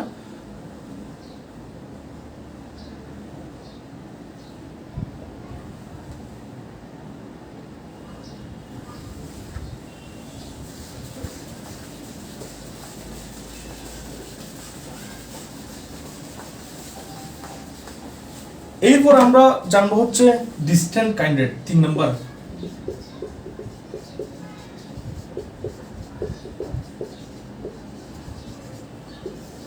ডিস্টেন্ট কাইন্ডেড যাদেরকে বলা হয় জাউইল আরহাম, জাউইল আরহাম। যদি আমরা বলি female connected, female link. Clear ভাইয়া, আরেকটু স্লো বললে ভালো হয়। ওকে, আমি একটু স্লো বলার জন্য ট্রাই করবো। এমনি এখন যতটুকু বলেছি সেগুলো বুঝছো কিনা আমাদেরকে একটু জানাও, কারণ সেগুলো যদি ক্লিয়ার না থাকে তাহলে আমাকে আবার বলতে হবে। এখন আমরা জানবো 3 নাম্বার। 3 নাম্বারের পর্যায়ে হচ্ছে ডিস্টেন্ট কাইন্ডেড। আমরা এখান থেকে প্রথম শব্দটা পড়লেই আমরা বুঝি ডিস্টেন্ট অর্থ হচ্ছে দূরের, কাইন্ডেড মানে হচ্ছে প্রকার, দূরের প্রকার। দূরের প্রকারের অর্থ হচ্ছে যে সমস্ত উত্তরাধিকারীরা মেয়ের মাধ্যমে কানেক্টেড তাদেরকে উত্তরাধিকারের স্টেজের মধ্যে ডিস্টেন্ট কাইন্ডেডে বলা হয়, এবং আরবিতে তাদেরকে বলা হয় জাউইল আরহাম। জাউইল আরহাম মানে রেহেম সূত্রে তাদের সাথে আপনার সম্পর্ক, আপনার সাথে তাদের ব্লাড কানেকশনও নেই, তারা আপনার সাথে মেল সূত্রেও কানেক্টেড না, বরং তারা হচ্ছে ফিমেল সূত্রে কানেক্টেড। একটা উদাহরণ দিয়ে আমি আপনাদেরকে বলি, যেমন নাকি যদি ব্রাদার্স ডটার, যেমন যদি আমি বলি ডটার্স চিলড্রেন, ডটার্স চিলড্রেন কে মেয়ের সন্তান। এই যে মেয়ে এরাও কিন্তু নাতনি, এরাও কিন্তু কি নাতনি। এই নাতনিগুলা তাদের মৃত ব্যক্তির সাথে অর্থাৎ মৃত ব্যক্তি যাদেরকে আমরা নানা বলবো আর কি, নানা, এই নাতিগুলার নানার সাথে কানেকশনটা কিভাবে হয়েছে? এই ডটারের মাধ্যমে। কিসের মাধ্যমে? ডটারের মাধ্যমে অর্থাৎ মেয়ের মাধ্যমে। এই যে এই নাতনিদের সাথে তাদের যে নানার কানেকশন, এটা হয়েছে আপনার এই ফিমেল লিঙ্কের মাধ্যমে। কিসের মাধ্যমে? ফিমেল লিঙ্কের মাধ্যমে। এই ফিমেল লিঙ্কের মাধ্যমে যখন কোনো একটা কানেকশন হবে তখন তারা হবে ডিস্টেন্ট কাইন্ডেড অর্থাৎ তৃতীয় পর্যায়ে। আমরা একটা জিনিস বুঝলাম, সেটা হচ্ছে আমাদের উত্তরাধিকার সম্পত্তি বন্টন করার সময় 2 ধরনের মানুষ একটু প্রায়োরিটি পায়। 1 নাম্বার হচ্ছে প্রথমে যাদের অংশ কোরআনের মধ্যে সরাসরি উল্লেখ করে দেওয়া হয়েছে তাদেরকে মাস্ট দিতে হবে, তাদেরকে প্রথমে সম্পত্তি দিতে হবে। তাদের পাশাপাশি যারা আসাবা বলতে যারা হচ্ছে আপনার ছেলের মাধ্যমে কানেক্টেড, তারা প্রপার্টি পায়। সর্বশেষ যদি প্রপার্টি বেঁচে থাকে, এবং এগুলো খুব রেয়ার, ডিস্টেন্ট কাইন্ডের প্রপার্টি এগুলো খুব রেয়ার, একদম রেয়ার বলতে গেলে রেয়ার, এরা হচ্ছে আপনার প্রপার্টি পায়। ওভারঅল আমরা তিনটা ক্যাটাগরি পেলাম। এক নম্বর হচ্ছে যাদেরকে আমরা বলবো শেয়ারার, যাদের অংশ কোরআনের মধ্যে সরাসরি উল্লেখ করে দেওয়া হয়েছে, আরবিতে যাদেরকে জাউইল ফুরুজ বলে। দুই নম্বরের মধ্যে পেয়েছি এগনেটস, যাদেরকে বলা আরবিতে বলা হয় আসাবা, অর্থাৎ যারা মৃত ব্যক্তির সাথে ছেলের সূত্রে, ছেলের মাধ্যমে কানেক্টেড, মেল লিঙ্ক। আর তিন নম্বরের মধ্যে পেয়েছি আমরা ডিস্টেন্ট কাইন্ডেড, অর্থাৎ দূরের প্রকার। দূরের প্রকার হচ্ছে যাদেরকে বলা হয় জাউইল আরহাম, এবং তাদের সাথে মৃত ব্যক্তির কানেকশন হবে ফিমেল লিঙ্কের মাধ্যমে। এই যে তিনটা প্রকার বলেছি, এগুলো আপনাদের কাছে একটু ক্লিয়ার কিনা আমাকে জানান। এগুলো ক্লিয়ার হলে আমরা নেক্সট চলে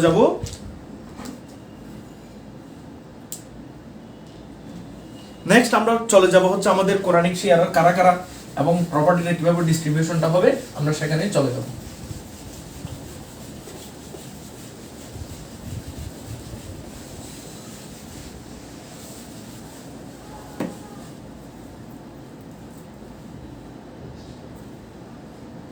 ক্লিয়ার বলেছে, থ্যাংক ইউ, ক্লিয়ার। আচ্ছা, এখন আমরা চলে আসি তাহলে। এখন যে আমরা তিন রকমের ব্যক্তি পেলাম, এখানে প্রথমে পাবো হচ্ছে কারা? শিয়ারারা পাবে, এরা হচ্ছে প্রথমে। দুই নম্বরের মধ্যে আসতেছে আসাবা বা এগনেট, যাদেরকে বললাম এগনেটস। তিন নম্বরের মধ্যে পাবো হচ্ছে কারা? ডিস্টেন্ট কাইন্ডেড। প্রথমে পাবে এরা শিয়ারা, দ্বিতীয় পর্যায়ে পাবে আসাবা, তৃতীয় পর্যায়ে পাবে হচ্ছে কারা? ডিস্টেন্ট কাইন্ডেড। এবং এই প্রসেসের মাধ্যমে হচ্ছে প্রপার্টি ডিভ্যালুয়েশনটা হবে বা ভাগবণ্টনটা হবে। তাহলে এখন আমরা চলুন দেখি প্রপার্টিটা ডিস্ট্রিবিউশন করার জন্য আমাদেরকে কি কি স্টেপগুলো ফলো করতে হবে। মেথড, এই মেথড হচ্ছে আপনার, মেথডের মধ্যে হচ্ছে আমাদেরকে দুইটা স্টেপ ফলো করতে হবে। স্টেপ নাম্বার ওয়ান হচ্ছে distribution of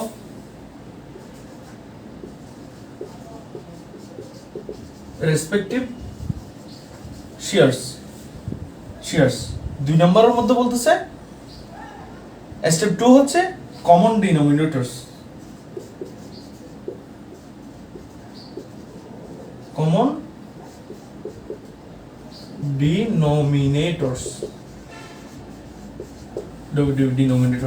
এটা হচ্ছে ম্যাথের প্রসেস।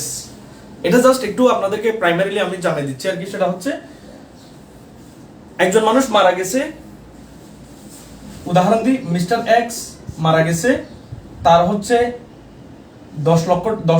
10 টাকা আছে, আমি 10 টাকা বলি লিখি, 10 টাকা আছে। মিস্টার এক্স মারা গেছে 10 টাকা, তার হচ্ছে আপনার 5টা ছেলে, A B C D E, এই 5টা ছেলে সে রেখে গেছে।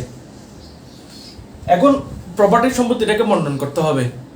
তাহলে আমাদেরকে প্রথমে যে স্টেপটা ফলো করতে হবে সেটা হচ্ছে ডিস্ট্রিবিউশন অফ রেসপেক্টিভ শেয়ারস। এই যে এখানে যাদেরকে রেখে গেছে তাদের মধ্যে কে কতটুকু পাবে সেটা আমাদেরকে আইডেন্টিফাই করতে হবে।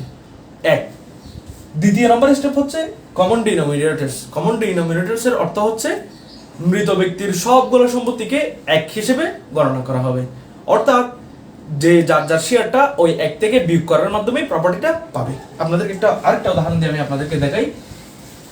একটা উদাহরণ দিই,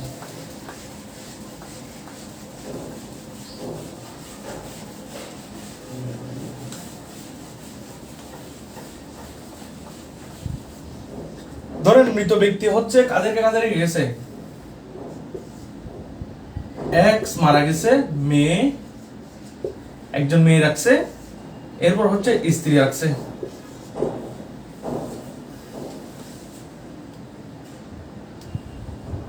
আচ্ছা, শুধুমাত্র একজন মেয়ে দিয়ে একজন হচ্ছে আপনার একজন হচ্ছে মেয়ে, 2 নম্বর হচ্ছে বাবা। মিস্টার এক্স মারা গেছে, সে হচ্ছে মেয়ে রেখে গেছে, তার বাবা রেখে গেছে। এখন আমাদের প্রথম স্টেপ হচ্ছে কি, ম্যাথ করার আগে এই যে বাবা এবং মেয়ে তারা কতটুকু পাবে, কার কতটুকু অংশ, সেটা আমাদেরকে আইডেন্টিফাই করতে হবে। মেয়ে যদি একজন হয় তাহলে সে কি পায় আপনারা কি জানেন? একজন মেয়ে হলে তার কতটুকু অংশ আপনারা কি একটু আমাকে জানান। মেয়ে যদি একজন হয়, মৃত ব্যক্তির যদি শুধুমাত্র একটা মেয়ে রেখে যায় তাহলে সে কতটুকু প্রপার্টি পাবে সেটা কি আপনারা জানেন? জানলে আমাকে একটু ইনবক্সে জানান। সে পাবে হচ্ছে হাফ। এরপর হচ্ছে বাবা। বাবা যদি একটা মেয়ের সাথে মিলে আসে তখন বাবা হচ্ছে দুইভাবে পায়। একটা হচ্ছে আপনার 1/6 আর একটা হচ্ছে রেসিডিউ। রেসিডিউ মানে আসাবা। তো আমরা এখানে তাহলে এখানে লিখবো বাবা পাবে হচ্ছে 1/6 প্লাস রেসিডিউ। রেসিডিউ মানে অবশিষ্ট যতগুলো সম্পত্তি থাকবে সবগুলো আর কি। তাহলে এখন আমরা একটু ম্যাথটা দেখাই। এটা হচ্ছে ফার্স্ট স্টেপ নাম্বার 1। দ্বিতীয় নম্বর স্টেপ হচ্ছে আমরা একটা কমন ডিনোমিনেটরস ধরবো। কমন ডিনোমিনেটরস মানে এই মৃত ব্যক্তির সকল সম্পত্তি হচ্ছে এক, মানে এই একটা হচ্ছে আপনার তার প্রপার্টি। তো এখন এরপরে স্টেপ হচ্ছে আপনার এই যে 2 এবং 6 আমরা এটা লসাগু গসাগু বের করব। 2 এবং 6 2 1 এটা হচ্ছে 3। এটা কত? 3 দুগুণা 2 গুণ 3 লসাগু হচ্ছে কত? 3 দুগুণা 6। তাহলে আমরা এই যে এখানে এক ধরলাম, একটা হচ্ছে আপনার মানে আমরা এখানে বলতে পারি এই এক মানে এই এক প্রপার্টি বা সমস্ত সম্পত্তি একটা হচ্ছে মানে 6 আর কি। তার প্রপার্টিটাকে 6টা ভাগ করা যাবে। তাহলে 6 এর মধ্যে হাফ কত? 6 এর মধ্যে হচ্ছে হাফ। 6 এর মধ্যে হাফ হচ্ছে ইকুয়াল টু 6/3। এটা কার জন্য পেয়ে গেলাম? আমরা মেয়ের জন্য পেয়ে গেলাম। এরপরে হচ্ছে 6/1 বাবা। এই 6 থেকে 6/1 মানে হচ্ছে আমরা তো সাধারণত বুঝি 6 এর মধ্যে 6/1 মানে হচ্ছে এটা এরকম 6/1 6/1 এটা হচ্ছে কে? বাবা। এটা হচ্ছে মেয়ে। এটা জাস্ট আপনাদেরকে সিম্বল দেখাচ্ছি মেয়ে। তাহলে টোটাল কত হয়েছে? 6/3 প্লাস 6/1 ইকুয়াল টু 6/4। কিন্তু তার সকল সম্পত্তি হচ্ছে কয় ভাগ করা যাবে? 6 ভাগ করা যাবে। এখন 6 ভাগ থেকে যদি 6/4 চলে যায় আরো কয় ভাগ থাকে? আরো 6/2 ভাগ থাকে। এই যে 6/2 ভাগ কি আছে আপনার? বাকি আছে। এই বাকি অংশটা কে পাবে? মেয়ে পাবে নাকি বাবা পাবে? এই কোয়েশ্চনটা যখন আসবে তখন আমাদেরকে দেখতে হবে এখানে কেউ আসাবা আছে কিনা, মানে রেসিডিউ আছে কিনা, রেসিডিউয়ারি। এই যে আমরা এখানে বলছিলাম বাবা যখন মেয়ের সাথে মিলে আসে, শুধু মেয়ে যখন একজন হয় তখন বাবা হচ্ছে 6/1 পাই প্লাস অবশিষ্ট হিসেবে সকল সম্পত্তি পেয়ে যায়।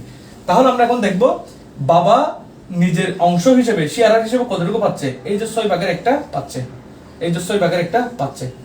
আর এখানে অবশিষ্ট যে 6/2 আছে সেটা হচ্ছে বাবার রেসিডিউ হিসেবে পেয়ে যাবে। তার মানে ওভারঅল বলতে গেলে আমরা মেয়ে পাবো হচ্ছে 6/3 আর বাবা পাবো হচ্ছে 6/3। এখানে বাবার প্রকৃত শেয়ার হচ্ছে 6/1 আর আসাবা হিসেবে হচ্ছে 6/2। 6/2 এই এটাই হচ্ছে আপনার ম্যাথ করার প্রসেস স্টেপ। এটা হচ্ছে একটা প্রাইমারি স্টেপ আপনাদেরকে দেখালাম। আমরা হচ্ছে এখন কোরআনিক শেয়ার আর কারা তাদের অংশ কতটুকু আমাদেরকে সেটা আইডেন্টিফাই করতে হবে, সেগুলো আমাদেরকে ভালোভাবে জানতে হবে। এবং জানার পরে দুইটা ডক্ট্রিন অফ আউল এবং ডক্ট্রিন অফ রদ, এই দুটো জিনিস আমাদেরকে জানতে হবে। এরপরে হচ্ছে আমরা সরাসরি ম্যাথ করব এবং ম্যাথ করার সময় আশা করি আপনারা কি অবস্থা ভাই ভালো আছো? আমরা যখন ম্যাথ করব তখন হচ্ছে আমরা আশা করি এই বিষয়গুলো আরো সুন্দরভাবে জানবো, আরো ক্লিয়ার হয়ে যাবে। তো কোরআনিক শেয়ার যেটা আছে সেটা শুধু আমি আপনাদেরকে পড়ালে হবে না, এবং এটা আমার পাশাপাশি আপনাদেরকে ভাষায় নিজ দায়িত্বে পড়তে হবে। এখানে কোনো রকমের সাইন্টিফিক মেথডের সুযোগ নেই। সাইন্টিফিক মেথডের সুযোগ আপনার নিজের মাথায়, আপনি নিজে একটা সিস্টেম করে নেবেন আপনি কিভাবে সেগুলো মুখস্থ করবেন।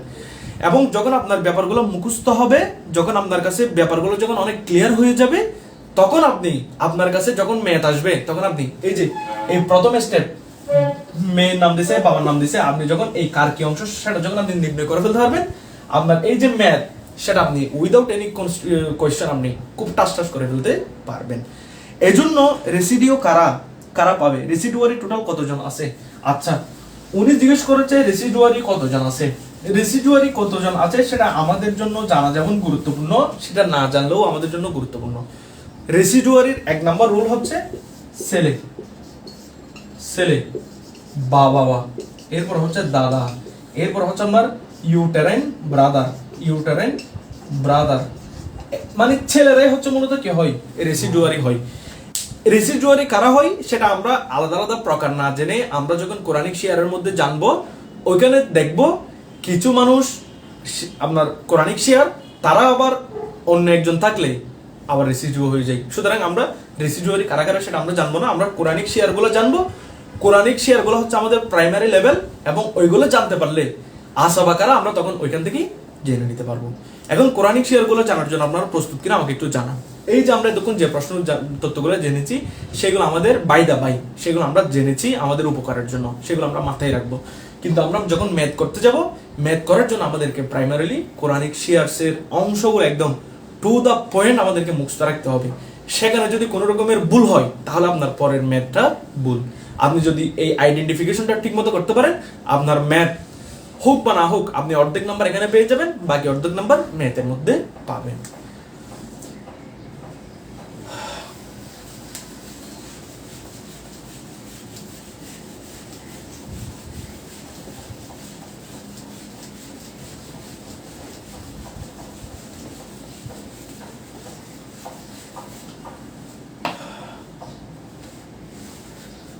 এখন আমরা হচ্ছে কোরআনিক শেয়ার ওইখানে চলে যাব। কোরআনিক শেয়ার কারা কারা এবং তাদের কি অংশ আমরা সেটা নিয়ে আলোচনা করব। এর আগে বলেন আপনাদের কারো কোনো প্রশ্ন আছে কিনা? কারো কোনো প্রশ্ন থাকলে আমাকে প্রশ্নটা একটু করেন, আর আপনারা হচ্ছে একটু গা তা নড়াচড়া করে নেন যেন বিষয়গুলো মনে থাকে।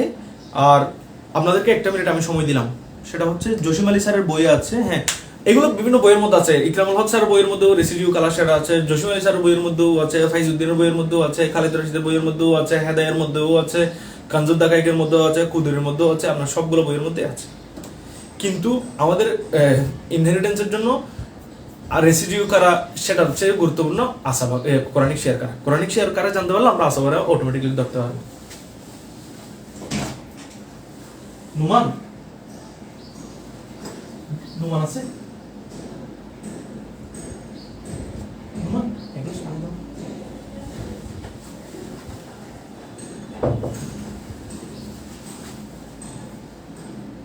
বুঝছি ভাইয়া, থ্যাংক ইউ।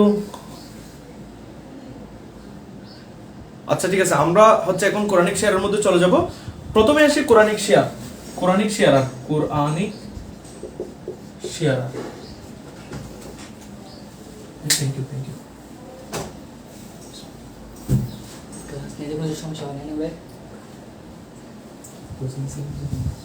আচ্ছা ঠিক আছে, সমস্যা নেই।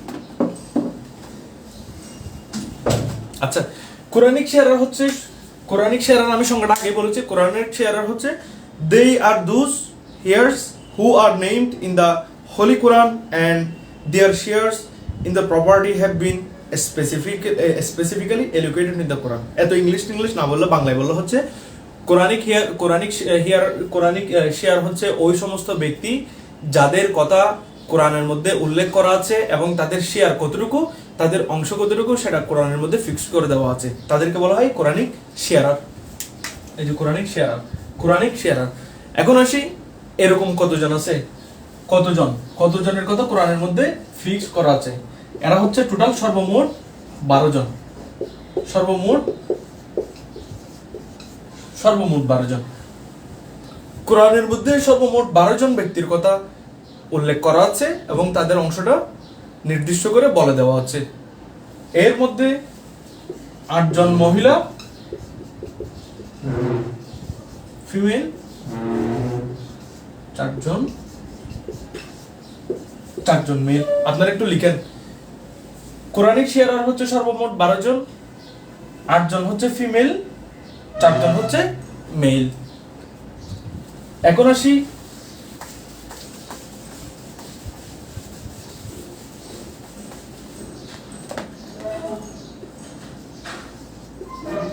মেল 4 জন কে?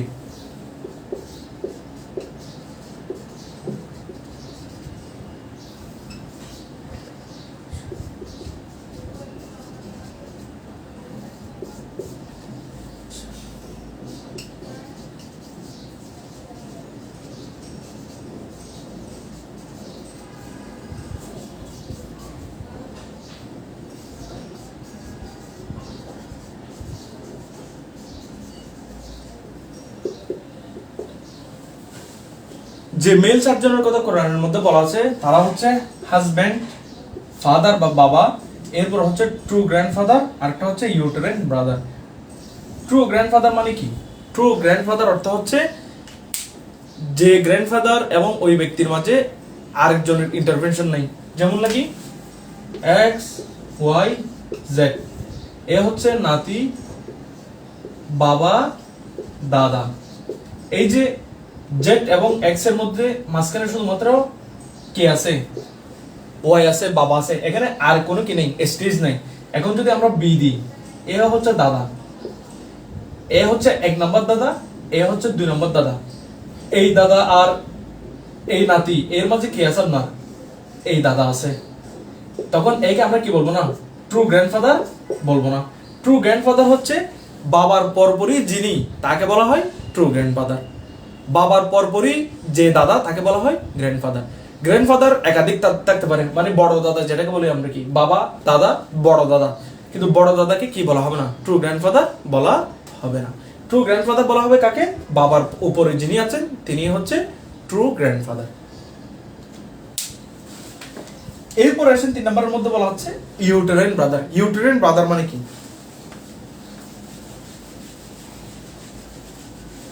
দুইটা টার্ম আপনাদেরকে বুঝতে হবে। একটা হচ্ছে কনসেনগুইন,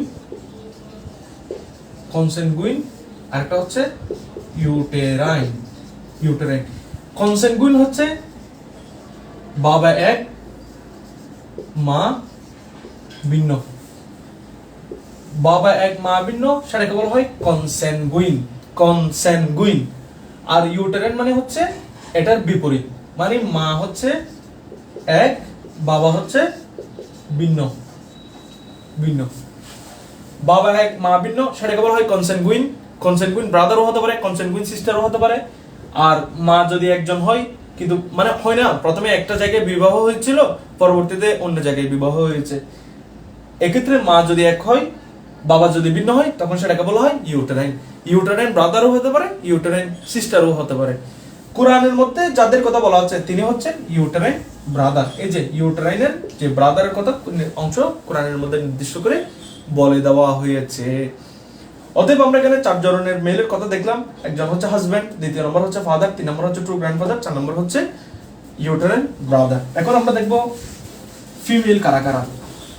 এটা হচ্ছে মেল 4 জন, এরপর হচ্ছে এই 4 জন ছিল, এটা 4 জন। এখন আমরা হচ্ছে ফিমেল, ফিমেল, ফিমেল, ফিমেল হচ্ছে 8 জন, ফিমেল হচ্ছে 8 জন। 8 জন গুলো কারা কারা, 1 নম্বর হচ্ছে মাদার, 2 নম্বর হচ্ছে ওয়াইফ, 3 নম্বর হচ্ছে আপনার ডটার,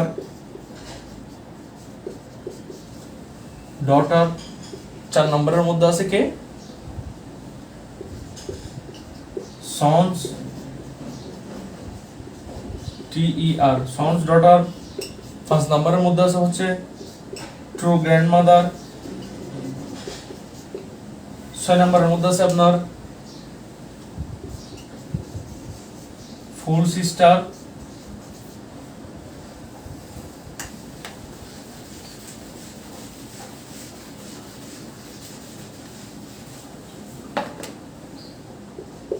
7 নম্বরের মধ্যে হচ্ছে আপনার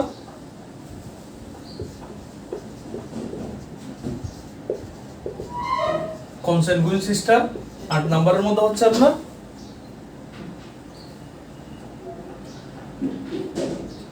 ইউটেরাইন সিস্টার, ইউটেরাইন সিস্টার। তাহলে দেখেন আমরা কোরআনিক শিয়ারের মধ্যে 8 জন হচ্ছে মহিলা। ইসলামের মধ্যে দেখেন আমরা বলি যে ছেলেদেরকে সম্পত্তির উপর বেশি দেওয়া হয়েছে, কিন্তু বিনিময়ে মহিলাদের সংখ্যাটা কিন্তু বেশি, ছেলেদের অংশ বেশি দেওয়া হয়েছে, কিন্তু ঠিক আছে তারা কয়জন, 4 জন, 4 ধরনের কথা উল্লেখ আছে, কিন্তু মহিলাদের শিয়ার অংশ কম, কিন্তু তাদের সংখ্যা হচ্ছে বেশি। এই মহিলারা হচ্ছে প্রথমে মায়ের কথা আসছে, ওয়াইফের কথা আসছে। একটা জিনিস এগুলো মনে রাখার জন্য কারা কারা আমাদের বেশি কষ্ট করতে হবে না। একজন মানুষের মা থাকে, স্ত্রী থাকে, ডটার থাকে, তারপর হচ্ছে নাতনি থাকে, তার দাদি থাকে। ফুল সিস্টার মানে হচ্ছে আপন বোন, কনসেনগুইন সিস্টার মানে হচ্ছে যাদের বাবা এক মা ভিন্ন, অর্থাৎ বাবার দিক থেকে বোন, আর এটা হচ্ছে মায়ের দিক থেকে বোন, মায়ের দিক থেকে বোন, মায়ের দিক থেকে বোন। এই যে টোটাল 8 জন, এই 8 জনের কথা কোরআনের মধ্যে বলা আছে এবং তাদের কে কতটুকু অংশ পাবে সেটা কোরআনের মধ্যে উল্লেখ করে দেওয়া হয়েছে। এখন আমরা চলে যাব সরাসরি অংশের মধ্যে। অংশগুলো কিন্তু বুঝতে হবে, অংশগুলো যদি না বুঝেন তাহলে কঠিন হয়ে যাবে। কারো কোনো প্রশ্ন? আচ্ছা, এখানে একটা প্রশ্ন আসছে, ইউটেরাইন ব্রাদারটা আবার একটু বলেন ভাইয়া। ইউটেরাইন হচ্ছে যাদের মা এক, মা এক, বাবা ভিন্ন, বাবা ভিন্ন, মা হচ্ছে একজন, আর বাবা হচ্ছে ভিন্ন।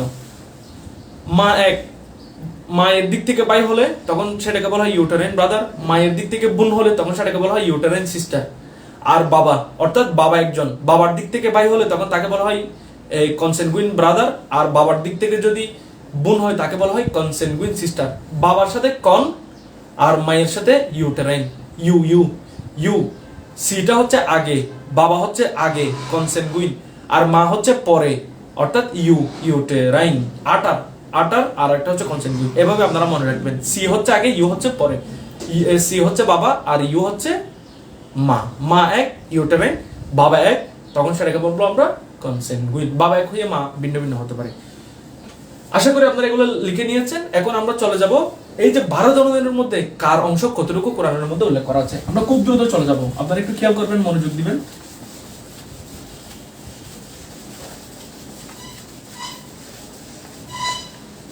আমরা আজকে ক্লাসের মধ্যে কে কতটুকু অংশ পাবে সেটা আমরা শেষ করে আমরা নেক্সট ক্লাসের মধ্যে আমাদের ডক্ট্রিন গুলো পড়ে ফেলবো। Doctrine of representation, doctrine of awl, doctrine of radd, এবং কালকে হচ্ছে আমরা ম্যাথের অর্ধেক অংশ করব। এরপর হচ্ছে বাকি দুইটা ক্লাসের মধ্যে আমরা শুধুই ম্যাথ করব। শুধু আপনারা প্রশ্ন দিবেন, সেই ম্যাথগুলো করা হবে। এখানে কেউ কাউকে এক্সক্লুড করে? আচ্ছা, এখানে এক্সক্লুড করে এবং এক্সক্লুড কখন করে সেটা আমরা অংশের মধ্যেই দেখতে পারবো, এবং আমরা যখন ম্যাথ করব তখন সেটা আমরা কে কাকে এক্সক্লুড করে কিভাবে এক্সক্লুড করে তখন আমরা সেটা জানতে পারবো।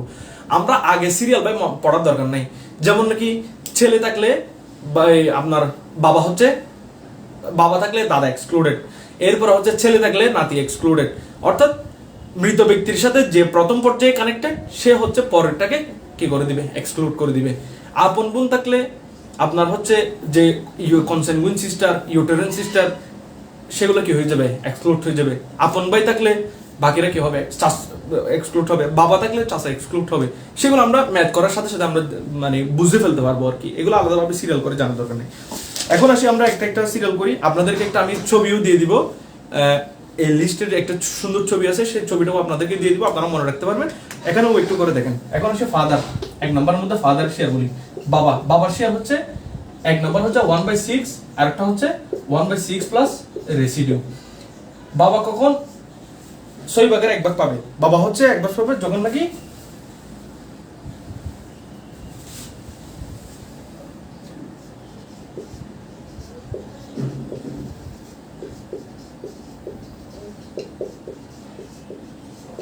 ধরেন মৃত ব্যক্তির ছেলে আছে অথবা তার ছেলের ছেলে আছে। ছেলের ছেলে মানে নাতি আর কি, ছেলের নাতি নাতনি।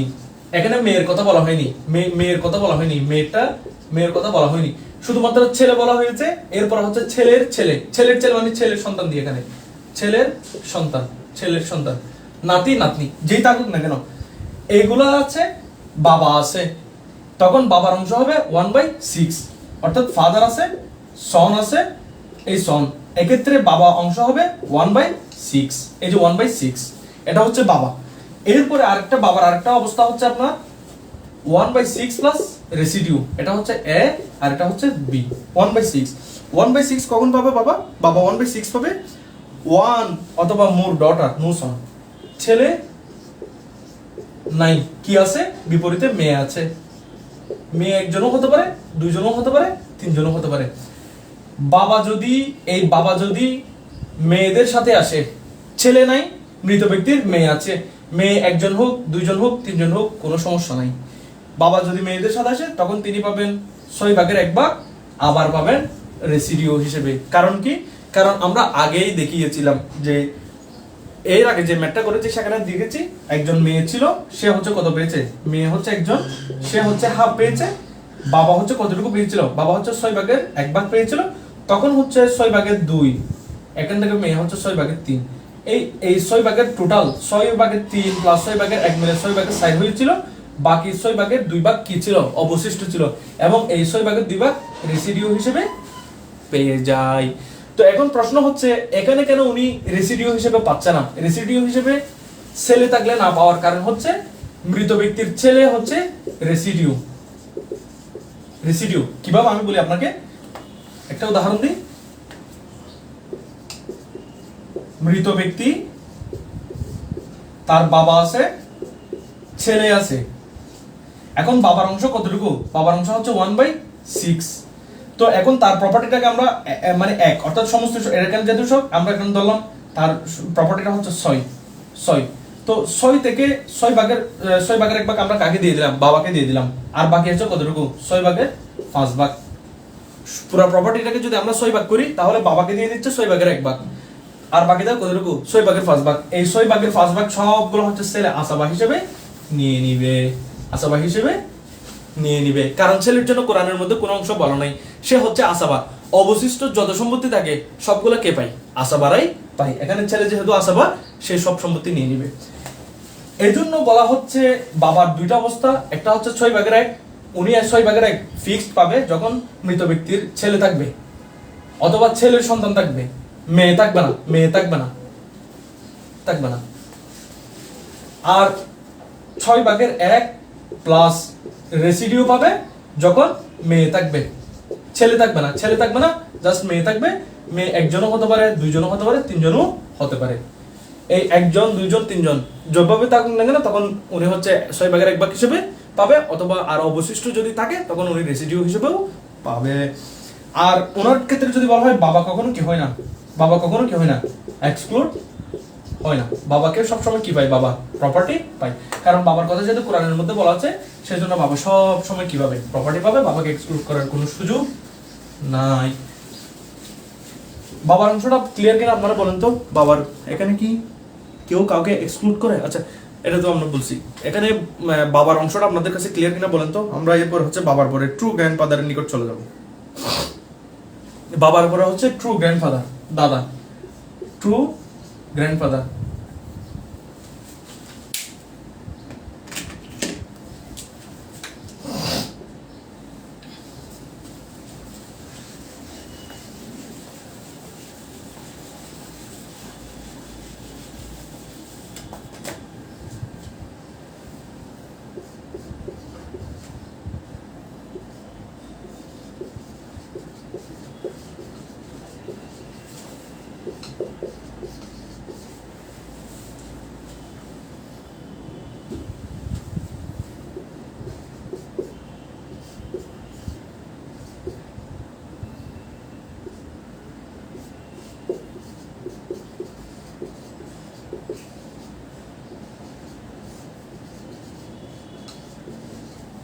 আচ্ছা এই আপন দাদা হচ্ছে হুবহু বাবার মতো। যদি বাবা যদি না থাকে তাহলে, এবং যদি দাদা থাকে তাহলে দাদা হচ্ছে 1/6 পাবে কখন, যখন ছেলে অথবা ছেলের সন্তান থাকবে। বাবা থাকতে পারবে না, বাবা থাকলে তো দাদা পাবে না, বাবা থাকলে দাদা প্রপার্টি পাবে না। এখন মৃত ব্যক্তির বাবা নাই, কে আছে, আপন দাদা আছে। দাদা থাকলে দাদা হচ্ছে 1/6 পাবে কখন, যখন মৃত ব্যক্তির ছেলে থাকবে অথবা ছেলের সন্তান থাকবে। আর যদি মৃত ব্যক্তির ছেলে নাই, কি আছে, মেয়ে আছে, সেটা একজনও হতে পারে, দুইজনও হতে পারে, তিনজনও হতে পারে, কোনো কি নাই, সমস্যা নাই। একজন, দুইজন, তিনজন যেভাবে হোক না কেন কোনো সমস্যা নাই। এরপর হচ্ছে আপনার জাস্ট কিনে যে আপনার ছেলে নাই, মেয়ে আছে, তখন হচ্ছে বাবা প্রথমে শেয়ারার হিসেবে 1/6 পাবে 1 নম্বরের মধ্যে। আর যদি কোনো অবশিষ্ট সম্পত্তি থাকে তাহলে বাবা সবগুলো সম্পত্তি আসাবা হিসেবে পেয়ে যাবে। অর্থাৎ বাবা যেভাবে পায় দাদাও সেভাবে প্রপার্টি পায়, কিন্তু শর্ত হচ্ছে বাবা থাকবে না, বাবা না থাকলে দাদা পাবে। যদি বাবা থাকে তাহলে দাদা এক্সক্লুডেড, কারণ মৃত ব্যক্তির জন্য তার কাছের আত্মীয় হচ্ছে তার বাবা, তার বাবাই হচ্ছে তাকে জন্ম দিয়েছে, তার দাদা হয়েছে তার বাবার বাবা হওয়ার কারণে। সুতরাং বাবা হচ্ছে মৃত ব্যক্তির কাছের, এরপরের কাছের হচ্ছে দাদা। সেজন্য যিনি আগে প্রথম ক্যাটাগরির কাছের মানুষ, তিনি এর দূরের যে ক্যাটাগরির মানুষ আছে তাকে কি করে দিবে, এক্সক্লুড করে দিবে। অনুরূপভাবে মা থাকলে নানি পাবে না, আর যদি মা না থাকে তখন হচ্ছে নানি সম্পত্তি পাবে। দাদার অংশটা আপনাদের কাছে ক্লিয়ার কিনা আমাকে একটু জানান তো, দাদার অংশটা আপনারা বুঝছেন কিনা? আমরা ইনহেরিটেন্সের ক্লাস করতেছি কিন্তু আমি ছাড়া এখানে 5 জন উপস্থিত, তাহলে আপনারা ম্যাথ বুঝবেন কিভাবে? যদি আমি ধরে নিচ্ছি আমাদের ক্লাসের মধ্যে যারা গ্রহণ করে নাই, দে আর মোর এক্সপার্ট, তারা হচ্ছে আমাদের চেয়ে আরো বেশি অভিজ্ঞ, তারা ভালোই কি পারে, ম্যাথ পারে।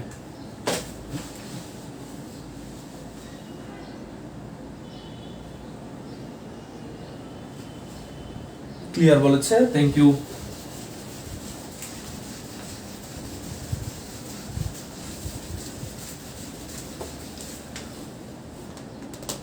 আমাদেরকে দ্রুত আগাতে হবে। 3 নম্বর হচ্ছে হাজবেন্ড। এগুলো আপনারা খাতার মধ্যে লিখবেন, কারণ এগুলো হচ্ছে শর্টকাট মেথড। বইয়ের মধ্যে যখন আপনি বারবার দেখতে যাবেন হাবি যাবি, এখানে অনেকগুলো তথ্য আছে, সবগুলো নিতে গেলে আপনার মাথাটা অল্প হয়ে যাবে। সেজন্য আপনি লিখবেন, নোট করবেন। কেন? যখন আপনি ম্যাথ করতে যাবেন তখন যখন খাতাটা দেখার সাথে সাথে হাজবেন্ড কতটুকু অংশ, বাবা কতটুকু অংশ, এটা আপনি শর্টকাটে বুঝতে পারেন। এখন আসি আমরা হাজবেন্ড। আরেকবার বলেন সামারি হিসেবে। আচ্ছা, আরেকবার বলেন। বাবা, এরপর হচ্ছে দাদা। দাদা 1 নাম্বার 1/6, 2 নাম্বার হচ্ছে 1/6 প্লাস রেসিডিউ। বাবা থাকলে বাবা, দাদা এক্সক্লুডেড। এখন আমরা প্রথম বলি বাবার কথাটা। বাবা হচ্ছে দুইটা অবস্থা, একটা হচ্ছে বাবা 1/6 পাবে, আর একটা হচ্ছে 1/6 প্লাস রেসিডিউ পাবে। এখন আসে বাবা কখন 1/6 পাবে। 1/6 পাবে যদি মৃত ব্যক্তির ছেলে থাকে অথবা ছেলের সন্তান সন্তান থাকে। সেটা এই ছেলের সন্তান, সেটা ছেলেও হতে পারে, সেটা মেয়েও হতে পারে। মৃত ব্যক্তির যদি বাবা থাকে, বাবা 1/6 পাবে। শর্ত হচ্ছে মৃত ব্যক্তির বাবার সাথে ছেলে আসবে অথবা ছেলের সন্তান আসবে। এখন দ্বিতীয় অবস্থা হচ্ছে, এই যে 1 নম্বর, দ্বিতীয় অবস্থা হচ্ছে 1/6 প্লাস রেসিডিউ। রেসিডিউ কখন? যখন হচ্ছে মৃত ব্যক্তির মেয়ে থাকবে। মেয়ে সেটা একজনও হতে পারে, দুইজনও হতে পারে, তিনজনও হতে পারে, কিন্তু শর্ত হচ্ছে কি থাকবে না, ছেলে থাকবে না। ছেলে থাকলে 1/6, মেয়ে থাকলে 1/6 প্লাস রেসিডিউ। এটা হচ্ছে কে? বাবার অবস্থা, যদি বাবা বেঁচে থাকে। এখন দেখা গেল বাবা বেঁচে নাই। বাবা বেঁচে নাই, কে বেঁচে আছে? দাদা বেঁচে আছে। তাহলে উনিও হচ্ছে সেম 1/6 পাই, 1/6 প্লাস রেসিডিউ পাই। কখন? যখন মৃত ব্যক্তির ছেলে থাকবে তখন দাদা 1/6 পাবে, আর মৃত ব্যক্তির যদি মেয়ে থাকে, ছেলে যদি না থাকে, তখন 1/6 প্লাস রেসিডিউ হিসেবে প্রপার্টি পাবে। আশা করি ক্লিয়ার।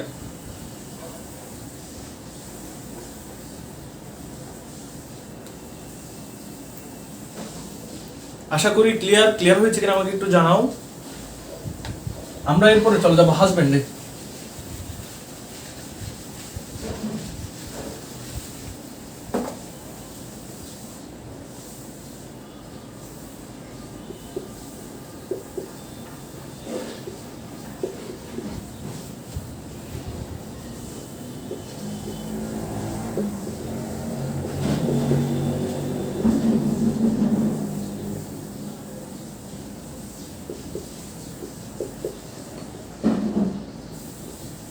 না থাকলে ফুল রেসিডুয়ারি কখন পাবে? ফুল রেসিডুয়ারি বলতে ফুল রেসিডুয়ারি কখন পাবে? সেটা হচ্ছে ধরেন মৃত ব্যক্তির ছেলে আছে, কোনো মা নেই, মেয়ে নেই, তখন হচ্ছে মৃত ব্যক্তির ছেলে তো কোনো অংশ কোরআনের মধ্যে বলা নেই, সে তারা সব সম্পত্তি নিয়ে নিবে। ছেলে যদি একজন হয় সে সব সম্পত্তি নিয়ে নিবে, ছেলে যদি দুইজন হয় একজন হাফ নিবে আর একজন হাফ নিবে, অর্থাৎ তারা নিজেরা কি করে নিবে, ভাগ করে নিবে। এখন আসি আমরা হাজবেন্ডের অংশ। হাজবেন্ডের অংশ হচ্ছে দুইটা। একটা হচ্ছে হাজবেন্ড অর্ধেক সম্পত্তি পাবে মৃত ব্যক্তির যখন তার কোনো ছেলেও অথবা মেয়ে থাকবে না। সরি, আমি উল্টা লিখেছি। মেয়ে থাকলে, মৃত ব্যক্তির যদি কোনো ছেলে মেয়ে না থাকে তখন হচ্ছে সেই হাজবেন্ড কত পাবে? স্বামী অর্ধেক পাবে। আর যদি মৃত, যেমন কি স্ত্রী মারা গেছে,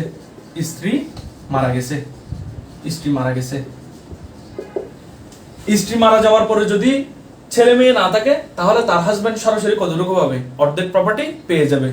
যদি 10 টাকা থাকে তাহলে সেখান থেকে 5 টাকা কে নিয়ে নিবে? হাজবেন্ড নিয়ে নিবে। যদি 20 টাকা থাকে তাহলে সেখান থেকে 10 টাকা হাজবেন্ড নিয়ে নিবে। আর যদি কি থাকে আপনার ছেলে অথবা মেয়ে অথবা ছেলে মেয়ে উভয়জন একসাথে, যে কোনো ভাবে হতে পারে, ছেলেও থাকতে পারে মেয়েও থাকতে পারে, একসাথে অথবা আলাদা আলাদা ভাবে, যে কোনো ভাবে। যদি ছেলে মেয়ে থাকে তাহলে উনি পাবে কত? 4/1 যদি 10 টাকা থাকে তাহলে উনি কতটুকু পাবে? উনি পাবে এই 2.5 টাকা, 5 টাকা। যদি 20 টাকা থাকে তাহলে উনি পাবে কত টাকা? 5 টাকা। এটা হচ্ছে হাজবেন্ড। হাজবেন্ড এটা একদম সহজ, হাফ এবং 1/4। এটা হচ্ছে আমাদেরকে বুঝতে হবে। এখন এতটুকুর মধ্যে আমি আরেকটা পরিবর্তন করে দিচ্ছি, সেটা হচ্ছে হাজবেন্ডের পরে ওয়াইফ। ওয়াইফেরটা এর ভিন্ন। কিভাবে? 1/4 4 আর একটা হচ্ছে 1/8। এটা হচ্ছে 1 নাম্বার, এটা হচ্ছে 2 নাম্বার। যদি স্বামীর যদি ছেলে মেয়ে না থাকে, স্বামী মারা গেছে, সন্তান নাই, স্বামী মারা যাওয়ার পরে যদি সন্তান না থাকে, অর্থাৎ ছেলে মেয়ে না থাকে, তাহলে স্ত্রী কত পাবে? 1/4। অর্থাৎ যদি 10 টাকা থাকে তাহলে স্ত্রী পাবে হচ্ছে 2.5 টাকা। 2.5 টাকা। আর যদি তার ছেলে থাকে অথবা মেয়ে থাকে অথবা ছেলে মেয়ে উভয়জন থাকে, তখন স্ত্রী পাবে হচ্ছে 1/8। অর্থাৎ 10 টাকার মধ্যে 10 টাকা না দিয়ে বলি 1/8 হচ্ছে ধর 80 টাকা দিই। 80 টাকার মধ্যে কতটুকু পাবে উনি? 80 টাকাকে 8 ভাগ করলে কত টাকা হয়? 10 টাকা। ধরো 1/8 এর মধ্যে আমি কি দিচ্ছি এটা, এই 1/8 মানে হচ্ছে 10 টাকা আর কি, 10 টাকা। হাজব্যান্ড এবং ওয়াইফের যে অংশ, সেটা আপনাদের কাছে ক্লিয়ার কিনা আমাকে একটু জানান তো। হাজব্যান্ড এবং ওয়াইফের ক্ষেত্রে পার্থক্য হচ্ছে, হাজব্যান্ড ছেলে সন্তান না থাকলে অর্ধেক পায়, ছেলে সন্তান থাকলে 4/1 পায়। আর স্ত্রী হচ্ছে এটার চেয়ে একটু কম, কি ছেলে মেয়ে না থাকলে 4/1, আর যদি ছেলে মেয়ে থাকে তাহলে 8/1। ওই যে ছেলের একটু ডাবল পাই, মেয়ের একটু কম পাই, সেই হিসেবে আর কি। হাজব্যান্ড এবং ওয়াইফের অংশটা একটু ক্লিয়ার কিনা আমাকে একটু জানান তো দয়া করে। জি ক্লিয়ার ভাইয়া সামিরা। বাকির একটু রেসপন্স করেন যারা ক্লাসে যুক্ত আছেন।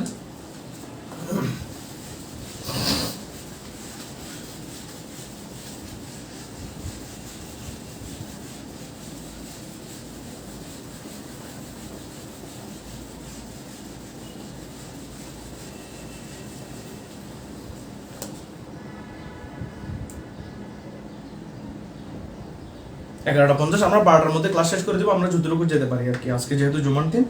এরপরে আমরা আসবো হচ্ছে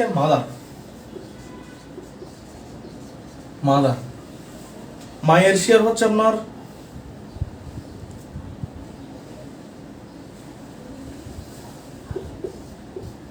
1/6, আর একটা 2 নম্বর হচ্ছে 1/3। 1/6 কখন পাবে? A child or child of সন, যদি মৃত ব্যক্তির চাইল্ড থাকে অথবা চাইল্ড অফ সন থাকে। চাইল্ড মানে ছেলে অথবা মেয়ে। ধরেন মিস্টার এক্স মারা গেছে, মারা যাওয়ার পর কি আছে? মা আছে, একটা ছেলে আছে, একটা মেয়ে আছে। মৃত ব্যক্তির মা আছে, ছেলে আছে, মেয়ে আছে। তাহলে এখানে আমরা দেখব মা কতটুকু পাবে। মা পাবে হচ্ছে 1/6। কি কেন? কারণ এখানে হচ্ছে মৃত ব্যক্তির কি আছে? একটা ছেলে আছে, একটা মেয়ে আছে, অর্থাৎ চাইল্ড আছে মৃত ব্যক্তির চাইল্ড আছে, সেজন্য মা কতটুকু পাবে? 1/6 পাবে। এটা হচ্ছে আপনার মায়ের প্রথম আর কি, মায়ের প্রথম। এরপরে হচ্ছে 3/1 পাবে। মা হচ্ছে তার অংশটা আরো বেড়ে যাবে। কখন?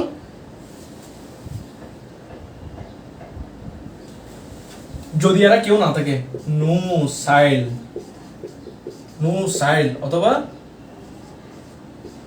Sons child. এই যে মৃত ব্যক্তি এক্স এর কোনো ছেলে সন্তান নাই অথবা তার ছেলের কোনো নাতিপুতনি নাই, তখন হচ্ছে মা কতটুকু পাবে? মা পাবে 3/1। কারণ ছেলে মেয়ে থাকলে ওদেরকে তো প্রপার্টি দিতে হয়, ওদেরকে প্রপার্টি দিলে তখন মায়ের অংশটা কমে যায়। 6/1 মানে হচ্ছে উনি পুরো সম্পত্তিকে 6 ভাগ করার পর 1 ভাগ পাবে। আর 3/1 প্রপার্টি অর্থ হচ্ছে, যেহেতু মৃত ব্যক্তির ছেলে সন্তান নাই, নিজের কোনো ছেলে সন্তান নাই, সেই জন্য মায়ের অংশটা বেড়ে যাচ্ছে, মা তখন 3/1 পাবে। আর বাকি 2 ভাগ কি করা হবে? সেগুলো যারা আসাবা হিসেবে থাকবে তাদেরকে দিয়ে দেওয়া হবে। তবে এতটুকু রুল, মা হচ্ছে দুটো অবস্থা, একটা হচ্ছে 1/6 আর একটা হচ্ছে 1/3। 1/6 কখন? যদি মৃত ব্যক্তির সন্তান থাকে অথবা তাদের ছেলের সন্তান থাকে। আর 1/3 পাবে কখন? যখন মৃত ব্যক্তির কোনো রকমের ছেলে সন্তান কোনো কিছু না থাকে, তখন মা হচ্ছে 3/1 পাবে। ক্লিয়ার? মাদার 1/3 অর প্লাস, এমন একটা স্ট্যাটাস আছে।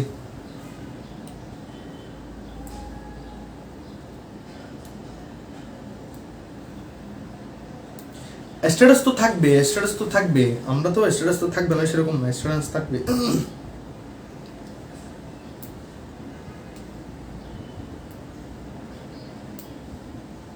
স্ট্যাটাস থাকবে। এখন যখন থাকবে আমরা তখন সেগুলো ম্যাথ করার সময় দেখবো আর কি। আজকে এখানে যতটুকু পড়িয়েছি এগুলো সহজ করার জন্য, আমি যতটুকু পারতেছি সহজ করে আপনাদেরকে বোঝানোর জন্য ট্রাই করতেছি। আপনারা যদি নিজেরা এখানে গোলমাল করানোর জন্য চেষ্টা করেন তাহলে আমি সেভাবে পড়াইতে পারবো, কিন্তু আপনাদের জন্য সেটা প্রবলেম হয়ে যাবে। তবে এতটুকুই মনে রাখেন, সাইল সম এটা হচ্ছে 1/6। তো এখানে আমরা যখন বলেছি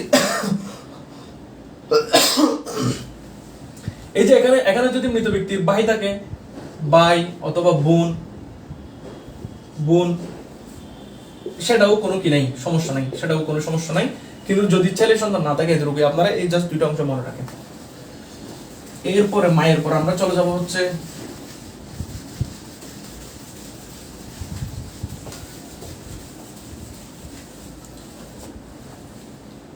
এরপর এখানে একটা মায়ের অংশ আছে। মা যদি হাজবেন্ড ওয়াইফের সাথে আসে তখন মা আছে, হাজবেন্ড ওয়াইফ উভয়জন আছে,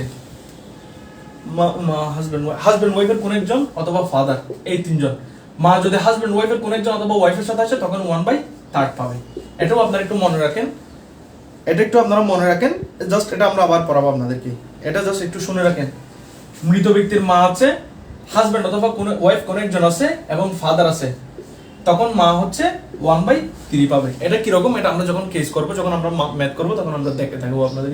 জাস্ট এই দুটো রাখেন, মা জীবিত আছে, হাজবেন্ড আছে অথবা স্ত্রী আছে, এরপর হচ্ছে বাবা আছে, তখন হচ্ছে আপনার মা 1/3 পাবে।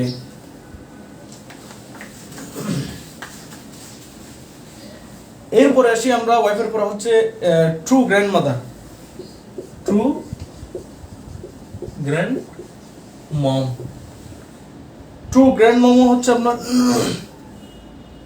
ট্রু গ্র্যান্ড মমের অংশ হচ্ছে 1/6। 1/6 কখন পাবে? 1 নাম্বার নো মাদার। মা না থাকলে তখন হচ্ছে ট্রু গ্র্যান্ড মাদার 1/6 পাবে। মা থাকলে তখন এক্সক্লুডেড, যদি মা থাকে তখন হচ্ছে এক্সক্লুডেড, এক্সক্লুডেড।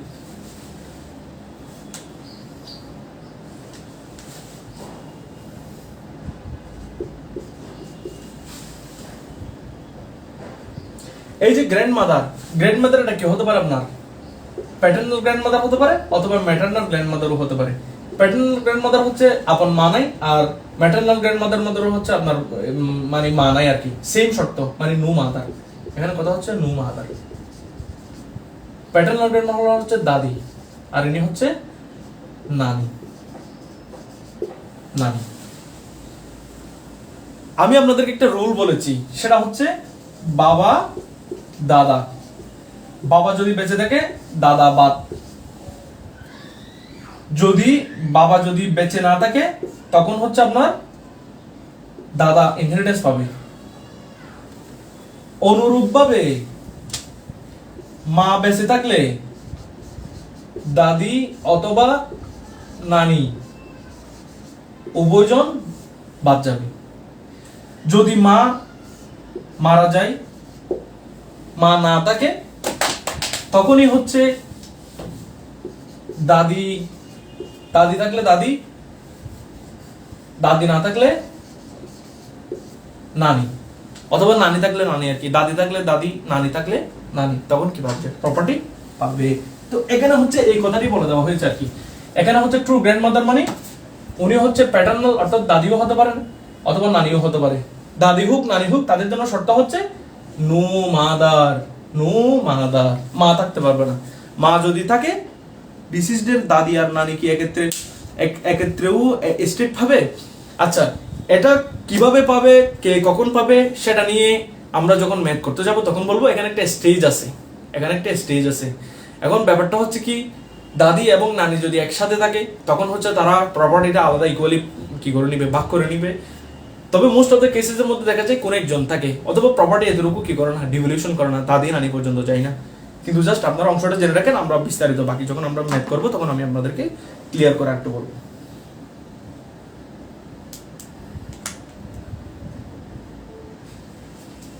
এতটুকু ক্লিয়ার কিনা, ট্রু গ্র্যান্ডমাদার একটা ক্লিয়ার কিনা? এরপর আমরা হচ্ছে কোথায় চলে যাবো? আমরা এরপর হচ্ছে ডটার, মেয়ের অংশটা আমরা বর্ণনা করবো।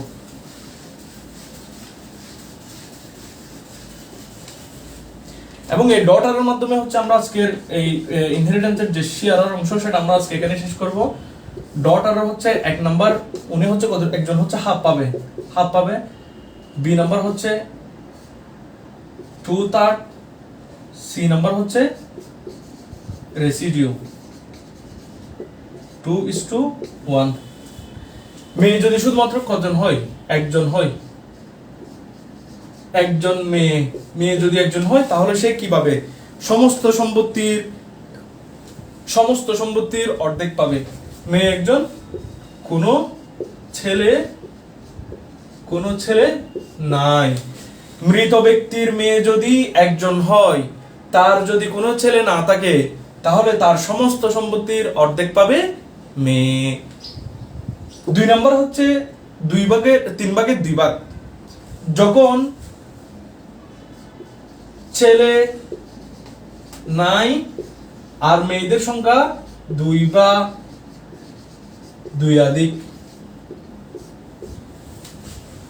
মৃত ব্যক্তির যদি ছেলে না থাকে, মেয়ে থাকে, মেয়ে একজন হলে অর্ধেক, মেয়ে যদি 2 বা 2 হয় তাহলে তারা পাবে 2/3, অর্থাৎ 3 ভাগের 2 ভাগ।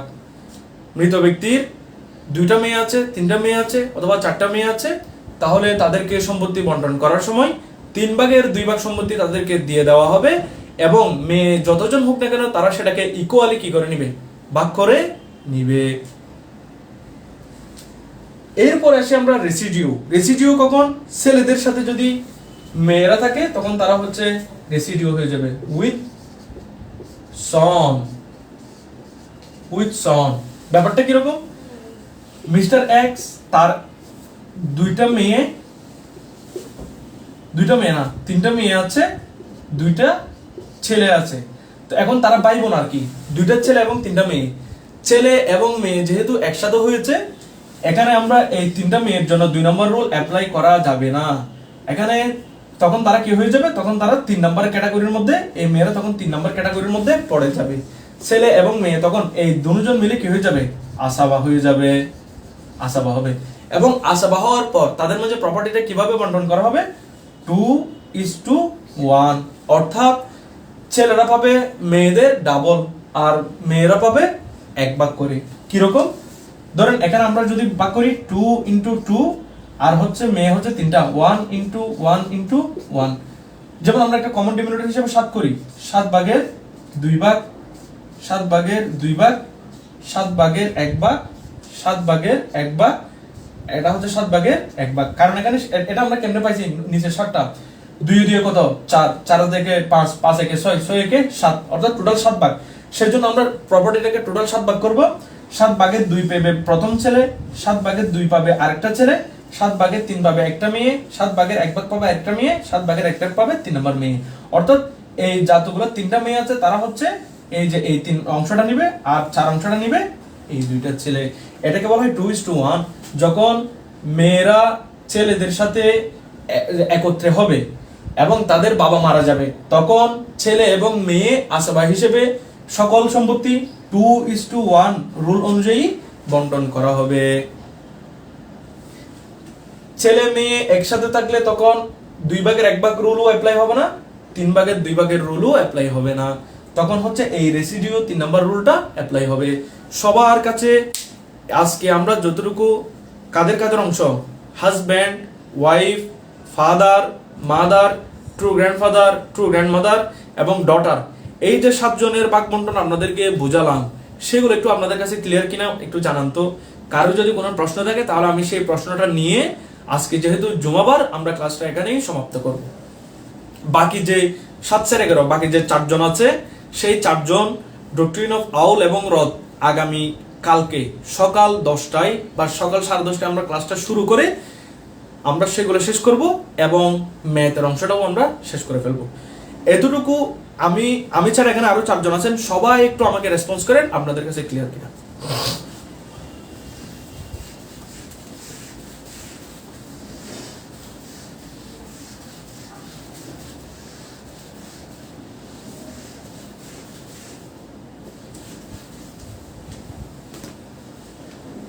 একটু ক্লিয়ার কিনা আমাকে জানান। অনেকের মাঝে প্রশ্ন আসতে পারে, ভাই এত স্লো কেন, আপনি এত স্লো ভাবে কেন যাচ্ছেন? কারণ ম্যাথ করার, ইনহেরিটেন্স পড়ার সুযোগ জীবনে একবার, সেটা ক্লাসে আসে।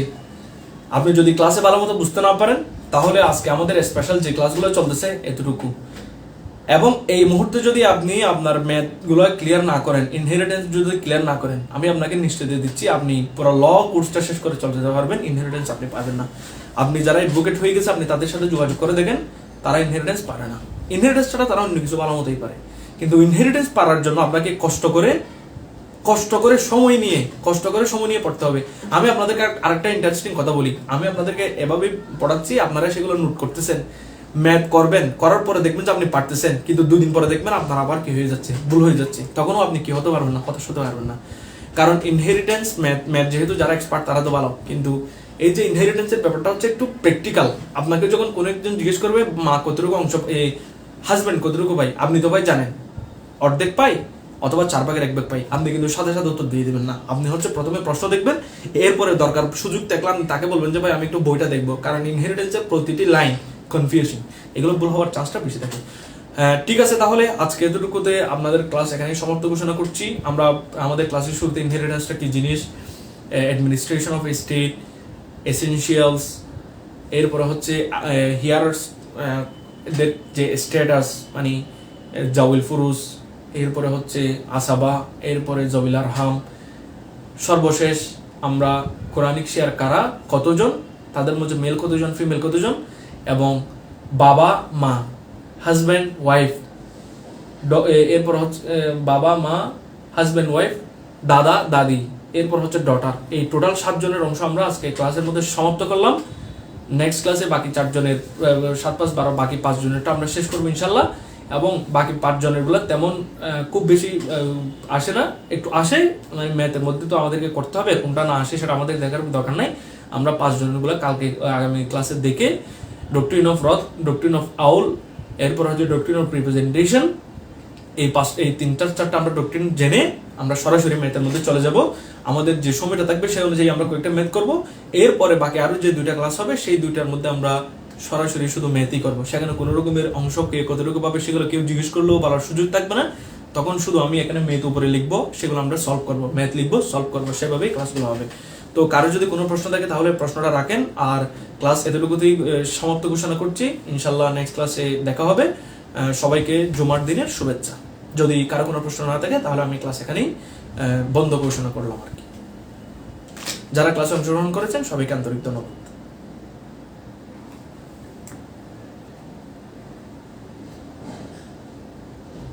আসসালামু আলাইকুম ভাই। ওয়ালাইকুম আসসালাম।